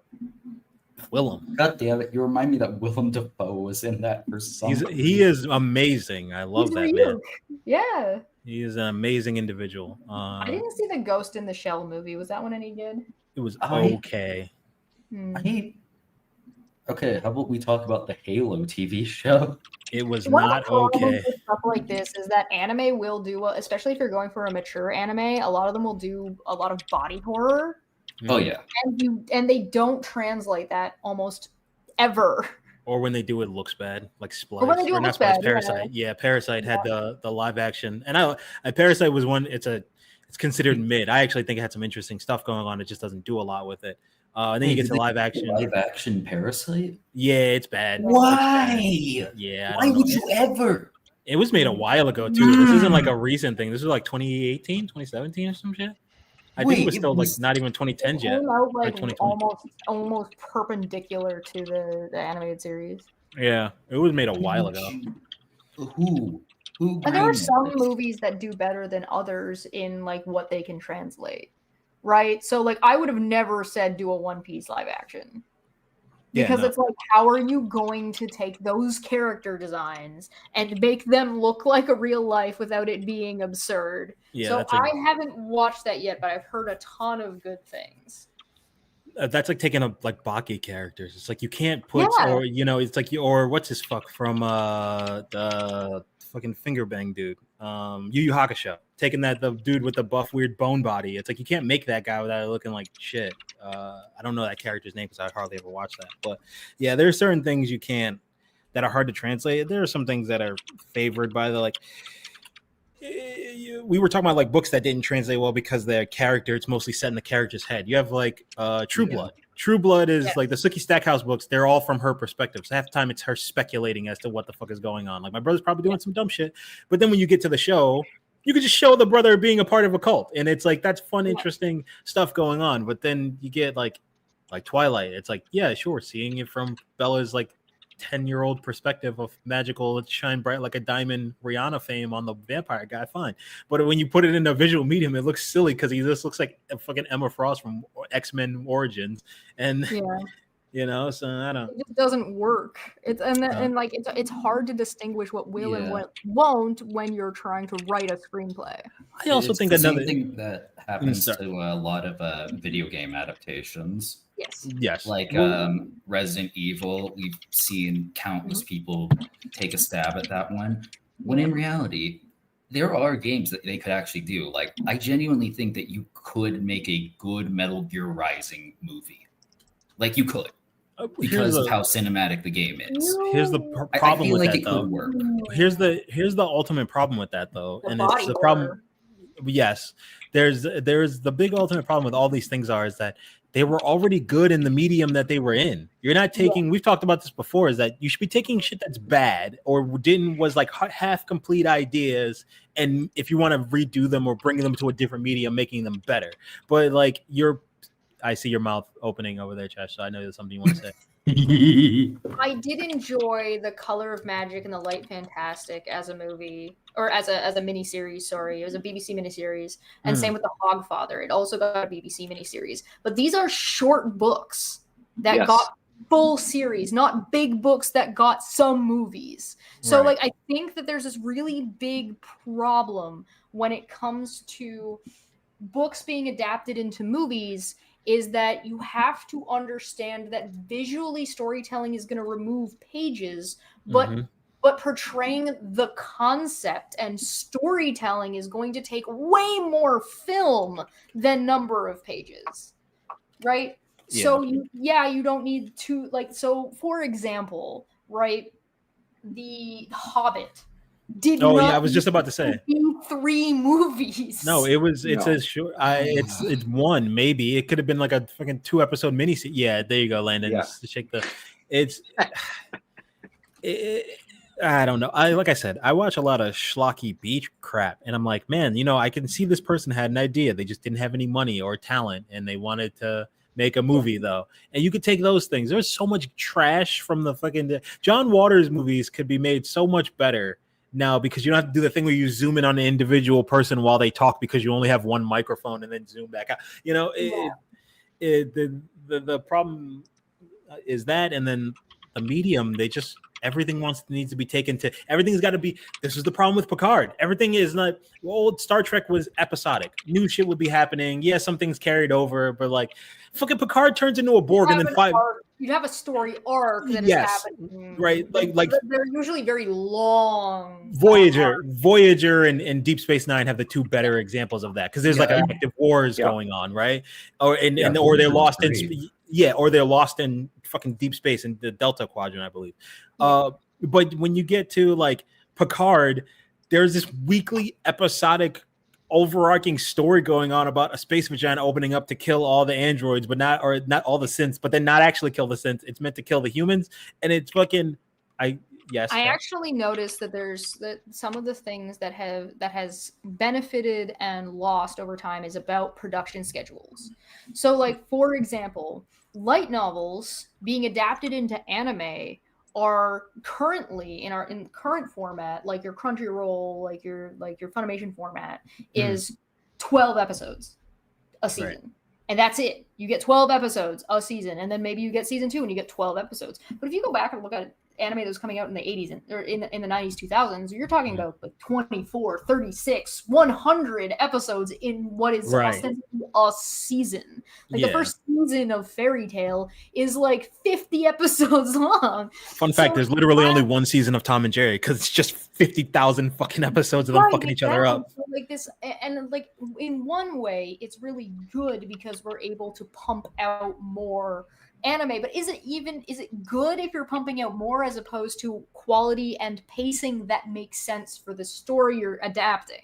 Because that's a big issue. So it's the same thing with like Picard. Picard is now almost, instead of being a pioneer of its time, is like your original Star Trek series, both Next Generation and like most of them. All of them. Yeah. Instead of being a pioneer and doing something different, it's getting sucked into current like tropes, meta of like how you make a show and how you make a movie and what it has to be about and blah blah blah blah blah.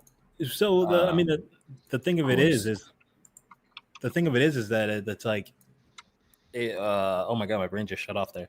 Those things were supplemented because like we were like Power Rangers, right? Like even if you didn't like a fucking particular thing, or like even if you didn't like a particular, I heard this from Rich Evans when he was talking, and they were talking about Star Trek. He was like, even if I didn't like the episode, it's like 30 minutes, maybe an hour long special, and then Picard and them were doing some new shit the next week. So like you can always pluck and choose what you didn't like. So there's always going to be that revisionist history, right? If I come from the perspective, keep in mind that there's also now what we're dealing with is less of syndication on TV and more binging and subscriber based stuff where you're watching it at your own pace as opposed to a scheduled where you're only being able to watch one episode a week, so you're able to do more or do less depending on whether or not things are being stretched out to take a lot. For example, Dragon Ball Z, right, where it's like also episodes before anything happens. Understand now that the game industry, which is larger than the Hollywood movie industry, is now the target, right? You come up with a game, you have a movie that promotes the game concept, and then you sell the game along with the movie to get the residuals back. And you have to sit through a movie like, okay, here's the cut scenes that's going to get me to buy the game, and then go back to trying to do a plot. Evolution. That was basically that game. There's a handful of things that are just like meta problems where it's not every light novel follows a formula and a storytelling formula that's conducive to a 12-episode season, right? And same with some books are not meant to be binged, right? You need the time in between those books to come out for you to process what the fuck you just read and let it actually like absorb into your brain. Right. And also there is like the clamoring around, like, you know, I'll just give an example of like a book related thing. Is like when Miura disappeared for like 7 years while writing Berserk, when Guts just got on a boat and never came out for 7 years, we were like, so when we getting that? And then we're never gonna get that. Fucking angry.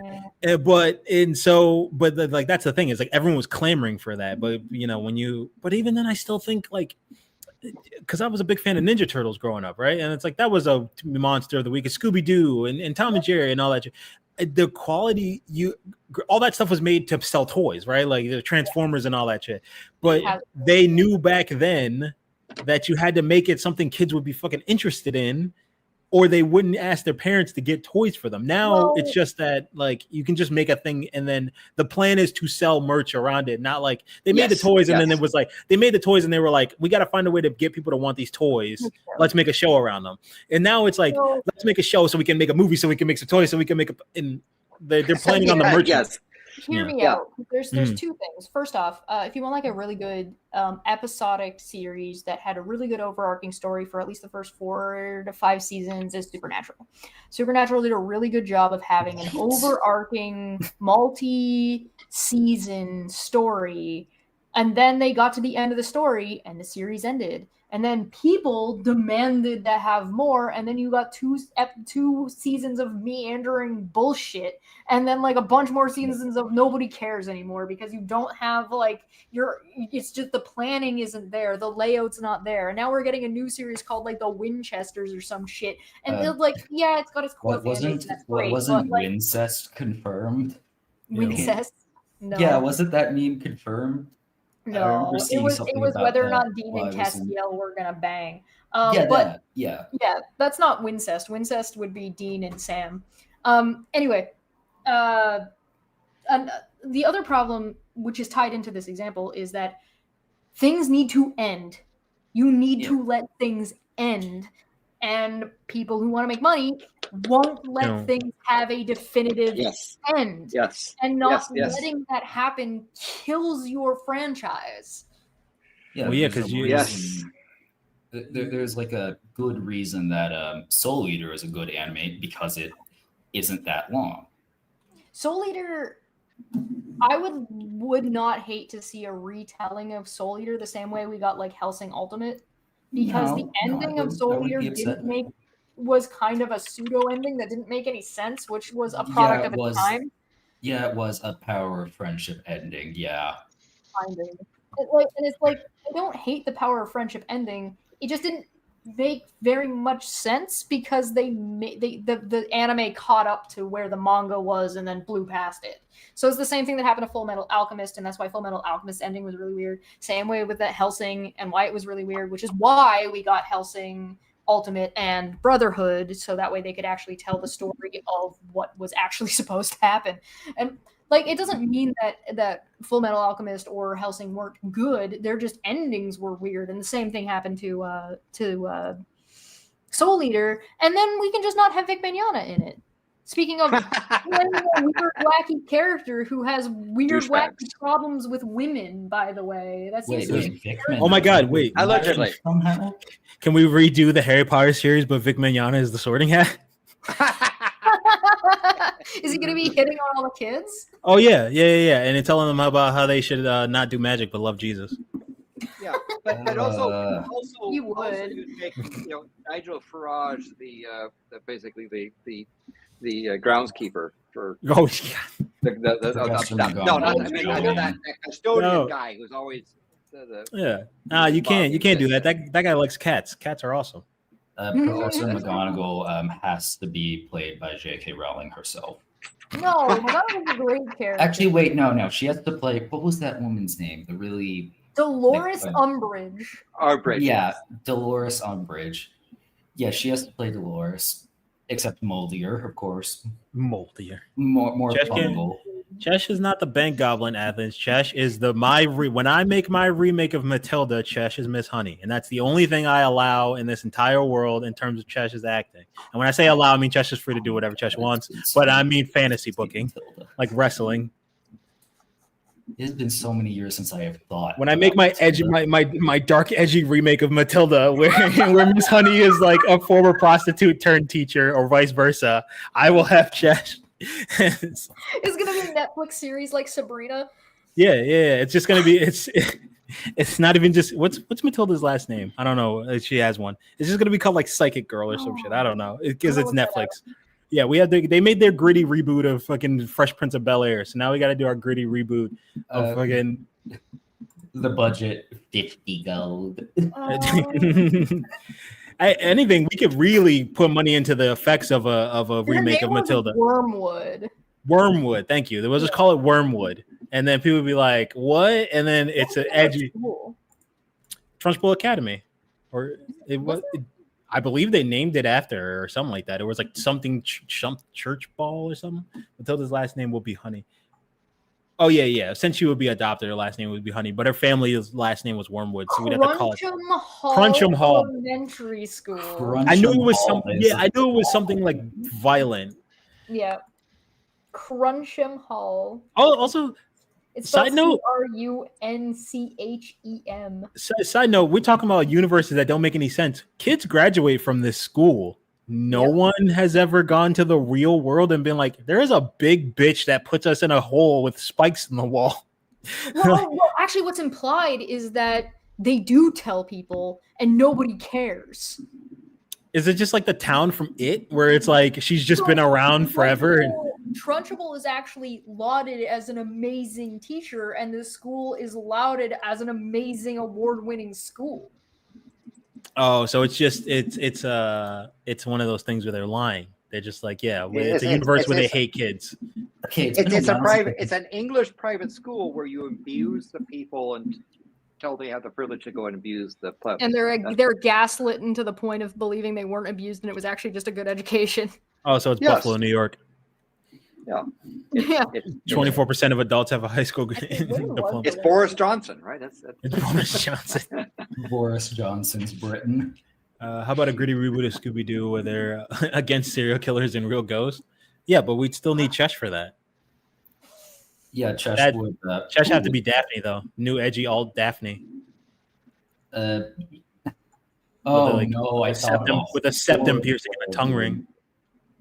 I have just horrible way to do Scooby. Abysmal method. Scooby is actually a gay guy who's just doing public. Yeah. Awful. Yeah, it's an edgy remake. Nope. Yeah, nope. It happens in America, but I don't know if they explicitly say where in America it takes place. Wait, Chesh. Who would you be in a Scooby-Doo remake? I told you, sexy old Daphne. Listen. I know about casting. I know what movies Chesh goes in. Okay, and what role? Am I Daphne and Manya's Velma? Yes. Oh my god, perfection. Manya always wears sweaters too, so it's actually kind of appropriate. I'm not gonna say no to being Buffy the Vampire Slayer. All right then, you'd also be Buffy the Vampire Slayer. I don't know how we edge that one up. I guess Sarah Michelle Gellar, right? That's no insult to me. I'll take that as a compliment. Yeah, but if we're doing reboots, you're also gonna be Buffy the Vampire Slayer in my reboot of that. Like this is you fit a lot of roles. Am I a type of person that I could be? Like I could pass as a high school student as an actor? No, not anymore. Back in if we were making movies in the 80s, whoa, my fucking anymore. god. Unfortunately we'd have to give you be like, oh, she's 23, and then people would just throw it away because you don't look old, but we can't do that. She's second year in high school, because that shit used to happen a lot. But that's because I'm baby. Well, yeah, you could hear a really funny story from while I was on vacation. Oh no, what happened? So this is like a little cul-de-sac where a bunch of families all rent out the little cottages. They're little piddly little things, right? So there's a family there. There's a bunch of families. They bring all their kids. It's a very family friendly space. And some of the kids were talking to me, and because one of the kids was 14 maybe, and he was this much taller than me, and I'm like, are you I came up to the kid's shoulder. Kid's not even in high school. He's going into junior high, so he's 12 turning 13 or some shit. And there was another kid there that was also about the same height as me, and he was 10, and he was like, well, you're 10, and I was like, what the fuck? Yeah, that's how kids think, though. They see you're the same height. Anybody asks, due to the logic, so this kid's logic, because he was a 10-year-old, was, well, he's older than you are because he's taller than you are. Yeah. And I was like, okay, that tracks. How old are you? And he's like, I'm 10. I'm like, well, we're the same height. Yeah. So I'm like, so am I 10? And he's like, yeah. Yeah. I was this to a coworker of mine at my last job. I was like, I thought she was the same age as me. And then I asked, hey, how old are you? And she tells me, oh, I'm in my 30s. And I'm just like, so you turn the adage of act your age, not your shoe size, into act your age, not your mouth, right? So yeah. So this kid started scheming. He comes up to me the next day is like, oh, hey, you could go to a restaurant and tell them that you're 10 and order off the kids menu and eat all the food you want. Yeah, that kid's a genius. Yeah. Listen, I distinctly remember the day where I was told that I was definitely the oldest teacher in the school because I'm a boy. And all the kids were like, my dad is older than my mom, so you're the oldest teacher in the school. And I said, why is your dad older than your mom? And they go, well, he has a beard and you have a beard. I'm like, okay, not for nothing.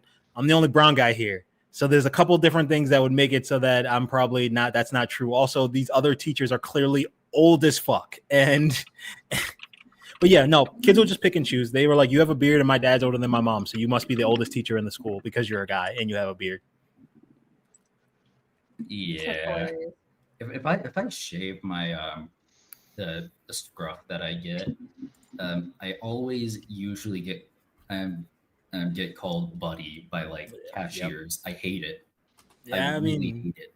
You've seen the pictures of my mom. I got baby face underneath this beard, so I got the egghead. It's sad. Okay, I wouldn't go that far. Have you seen all of my family, all of us in the main line, except for my sister, and I assume she's adopted, which is appropriate because I don't even like her, is that we all have suspiciously round heads. And that's why she's always been the outlier in the family, because she's got a head like my grandmother, but neither one of my mother and her dad do not have, they both have egg heads, and my sister does not. She's got a long head. Your head does not look rollable down a hill. I'm sorry. You do not look egg-headed. Well, I'm not fat anymore. But at a school, do the kids see a teacher that's older as being more authoritative than a teacher that's younger, or no, they at least in my experience, and maybe I changed the paradigm there, but it was more of a, we know which teacher is going to be the one that's going to be on our ass, and then we're like, I was just like I was at my worst day, I was the grumpy uncle. At my best day, I was the cool granddad. And so they were just like, oh yeah, that's like our grumpy uncle, Mr. John, or that's my granddad, Mr. John. One thing that you can rely on kids to do, it's science, which means they're going to be pushing boundaries. Yeah. A good science teacher. Listen, kids are the best place. If you want to practice psychology, always go work with kids. It's the best place to go to do that. You can so distilled, right? Yeah, and also you can fuck around and know you're getting. It's like working with an Etch-a-Sketch. You're gonna get a blank slate once I shake this bad boy up. I can do whatever I want, and they'll just be ostensibly embolden them with any kind of thought process. I convinced a bunch of kids that I lived on the roof of the school and that I took the bus to get to the roof just because I didn't want them to know where I lived. It's easy as shit. The last science teacher I had in high school, she ran our D&D club. She was really cool. But the science teacher I had before her at Catholic school, old lady, all paper, all like book report assignments, basically. Oh, you had to say it was Catholic school, and you could have stopped there, buddy. Yeah. Well, okay, it was Roman Catholic school. Let's specify. All you had to say was Catholic school, and then you just did you just go and say, well, it was Roman Catholic? It was twice as bad as you think it was. No. People, why do it could have been Orthodox Catholic school? No, I really don't get this opinion of people saying that Roman Catholics are weirdos. What do you mean? They follow my great grandmothers are Roman Catholic, so they're like unironically the most normal, in my opinion. Just because it's like meh. So I apologize. I was sent up here because they're making food downstairs. I got notified they need to go and help set the table and maybe select a wine for dinner. Good timing because we're about to wrap on up. Oh, whack! I can't cover my topic then. It'll take too long. Oh, please. To curse Jordan Peterson. No. Slip it in. No, I can't slip it in. I don't know how much more time Chash has got. Landon's got to finish the beer. Landon's about to chug that bad boy. I didn't have time to do a Jordan Peterson voice. Yeah. Chug. He's not gonna do it. Well, I'm gonna post this here. See if we ever find time. I'm gonna send this link into the chat here. You had mentioned, Chash, about you wanting to get into wrestling, and I wanted to give you a nice place to start. With a nice little promo here. You want me to play this? If you can. Yeah, I sent it into the. I get it. You watch wrestling? No. Oh my God. Okay. I'm gonna fight you. Robot battling is much cooler than wrestling. I'm going to tell you two things right now. One, you're assuming I don't watch robot fighting, which is nonsensical. And two, I don't watch wrestling because it's good. I watch it because it's a spectacle of dumb bullshit, as you're about to see. The point of wrestling is is specifically to be ridiculously campy and silly. That is the point. It's a living soap opera. I love those kinds of movies. That's why I liked Blood and Chocolate.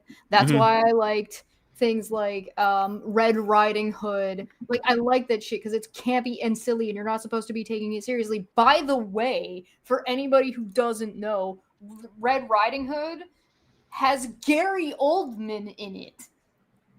Yeah. Well, then where's Gary Youngman? Come on. No, nobody cares about Gary Youngman. Have you ever seen the movie Tiptoes? I would probably argue that Gary Youngman is actually just Carl Urban because they do the same thing. Wait, there is actually a Gary Youngman. I didn't know. I was just making a bad pun. I know he was real. That's fucking disturbingly accurate, Chash, and I don't like it. Oh man. Let me just. Okay, are we ready? I'm ready whenever you are. Oh, I'm prepared, I guess. Okay. Okay, let me just set the table here before you play that, which is that. So this is the first ever episode of WCW Monday Nitro when they took over with Hulk Hogan and all the stuff that would later go on to become the Monday Night Wars. So the time when wrestling was at its biggest. Hulk Hogan had left WWF with his vitamins and minerals and all that shit and went over to WCW, and he opened a restaurant called Pasta Mania and forced them to do the first episode of WCW at the Mall of America in Minnesota at Pasta Mania.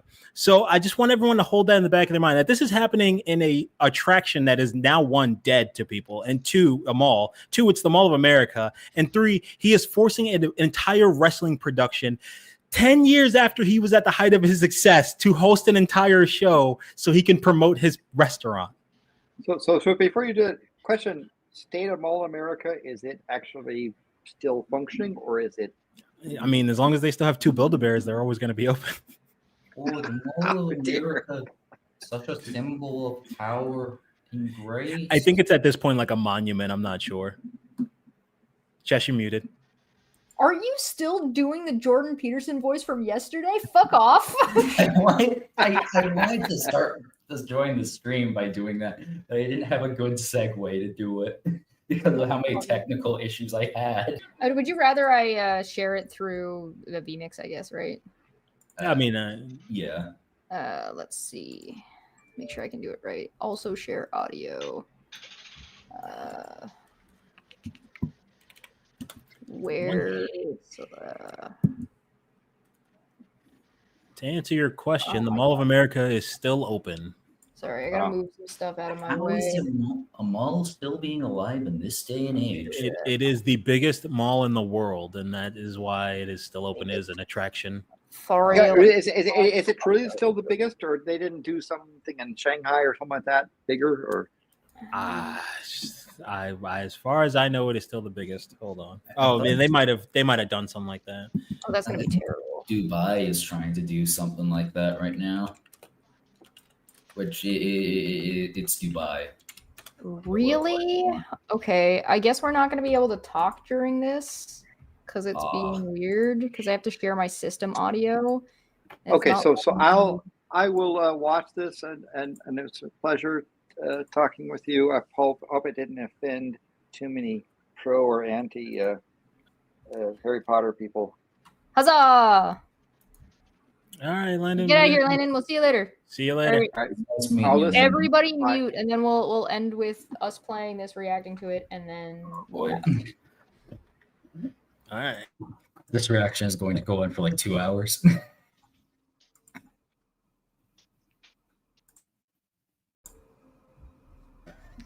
What? This is my first ever exposure to professional wrestling. I'm sorry for the echo. It was the only way for me to get the audio and stuff through. I'm sorry about that. Same here. I am. That's a world. I understand that most people don't take it seriously, which is good. Yeah, you're not supposed to. Like the point is that it's supposed to just be a grand old time, right? So poor brother. So, listen, dude. all my pasta maniacs eating Hulkaroos and Hulkaroos. By the way, Hulkaroos and Hulkaroos are not on the fucking menu. They're called Hulkios. They're Hulk Hogan. Can I read the menu for you? And let me spare you a thought for all the Minnesotians, and I desperately wish Alicia was here, who had to listen as either one, they were being told by psychopathic 80s wrestling fans, why don't you talk like Hulk Hogan? Or being talked to like Hulk Hogan. Hey, dude, let me get some Hulkaronian cheeseburger pasta, dude.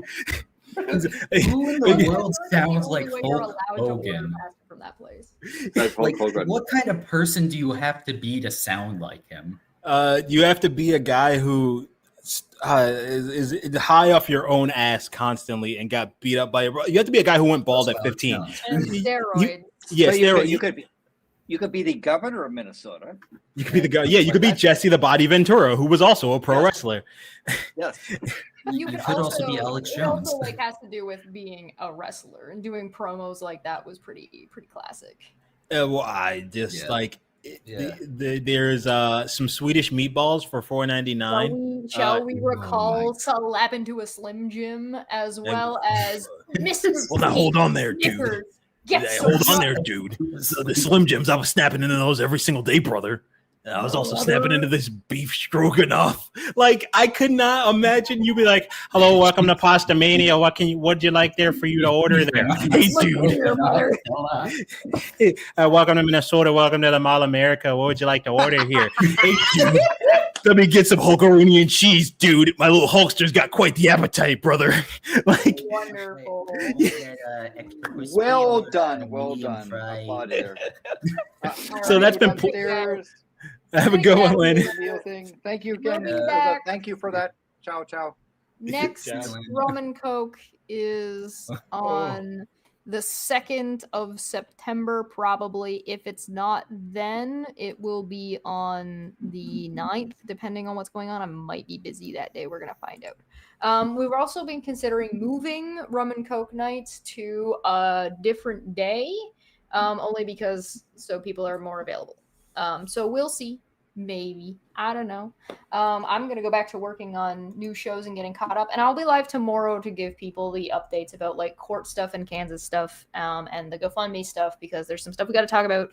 But I didn't want to get into it tonight. It's like first day back. We're just going to relax. And then, so tomorrow I'll get into explaining a lot of that stuff. So see you tomorrow here. And then once that's done and caught up, we'll be back to doing art on Twitch. Dope. What are you guys up to? Anything? You gonna come hang out with me? Oh yeah, I'll probably be around. Feel free to. You're still a mod, by the way. What'd you say? Pretty sure you're still a mod on Twitch. I am still a mod on Twitch. I just, I got things going on. I got stuff. Josh, if you don't mind me asking, can you co-stream it on YouTube? Just because it's a lot easier for me. Which thing? The art streams. Or is there like a thing on YouTube that's like, no? It's not great on YouTube. YouTube just doesn't like it very much. I can do it, but it's not great. No, I understand. That's why I upload it. It gets uploaded, right? That's why I put it in. It's all like if you're a member, you get access to all of it, and it costs like $1. Yeah. And it's all there. It just gets released like the following week. Yeah, I'm gonna. I don't know. Why am I still a mod on your thing? I am. Yeah, I'll be around. All right. Well, I hope you guys come and join us for art and/or for updates about court-related things, Kansas-related things, and the company-related things. Or the company. We're gonna be looking at and also help catch me up on what I missed while I was gone. Things got weird this week while I was away. American politics are having a normal one. British politics are having a normal one. Right? I mean, I've been avoiding this stuff like a plague, so I'll be learning it just like you. The world is having a normal one. All right. Come and catch me up tomorrow. I'll see you guys later. Have a good day, and I'll hopefully have this room set up a little bit more so it'll be a little less echoey in here. Goodbye.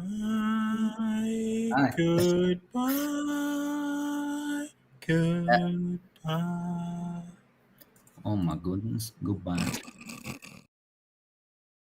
Oh, the farewell. 20 big bottles of booze. 1 bottle of booze. Yay!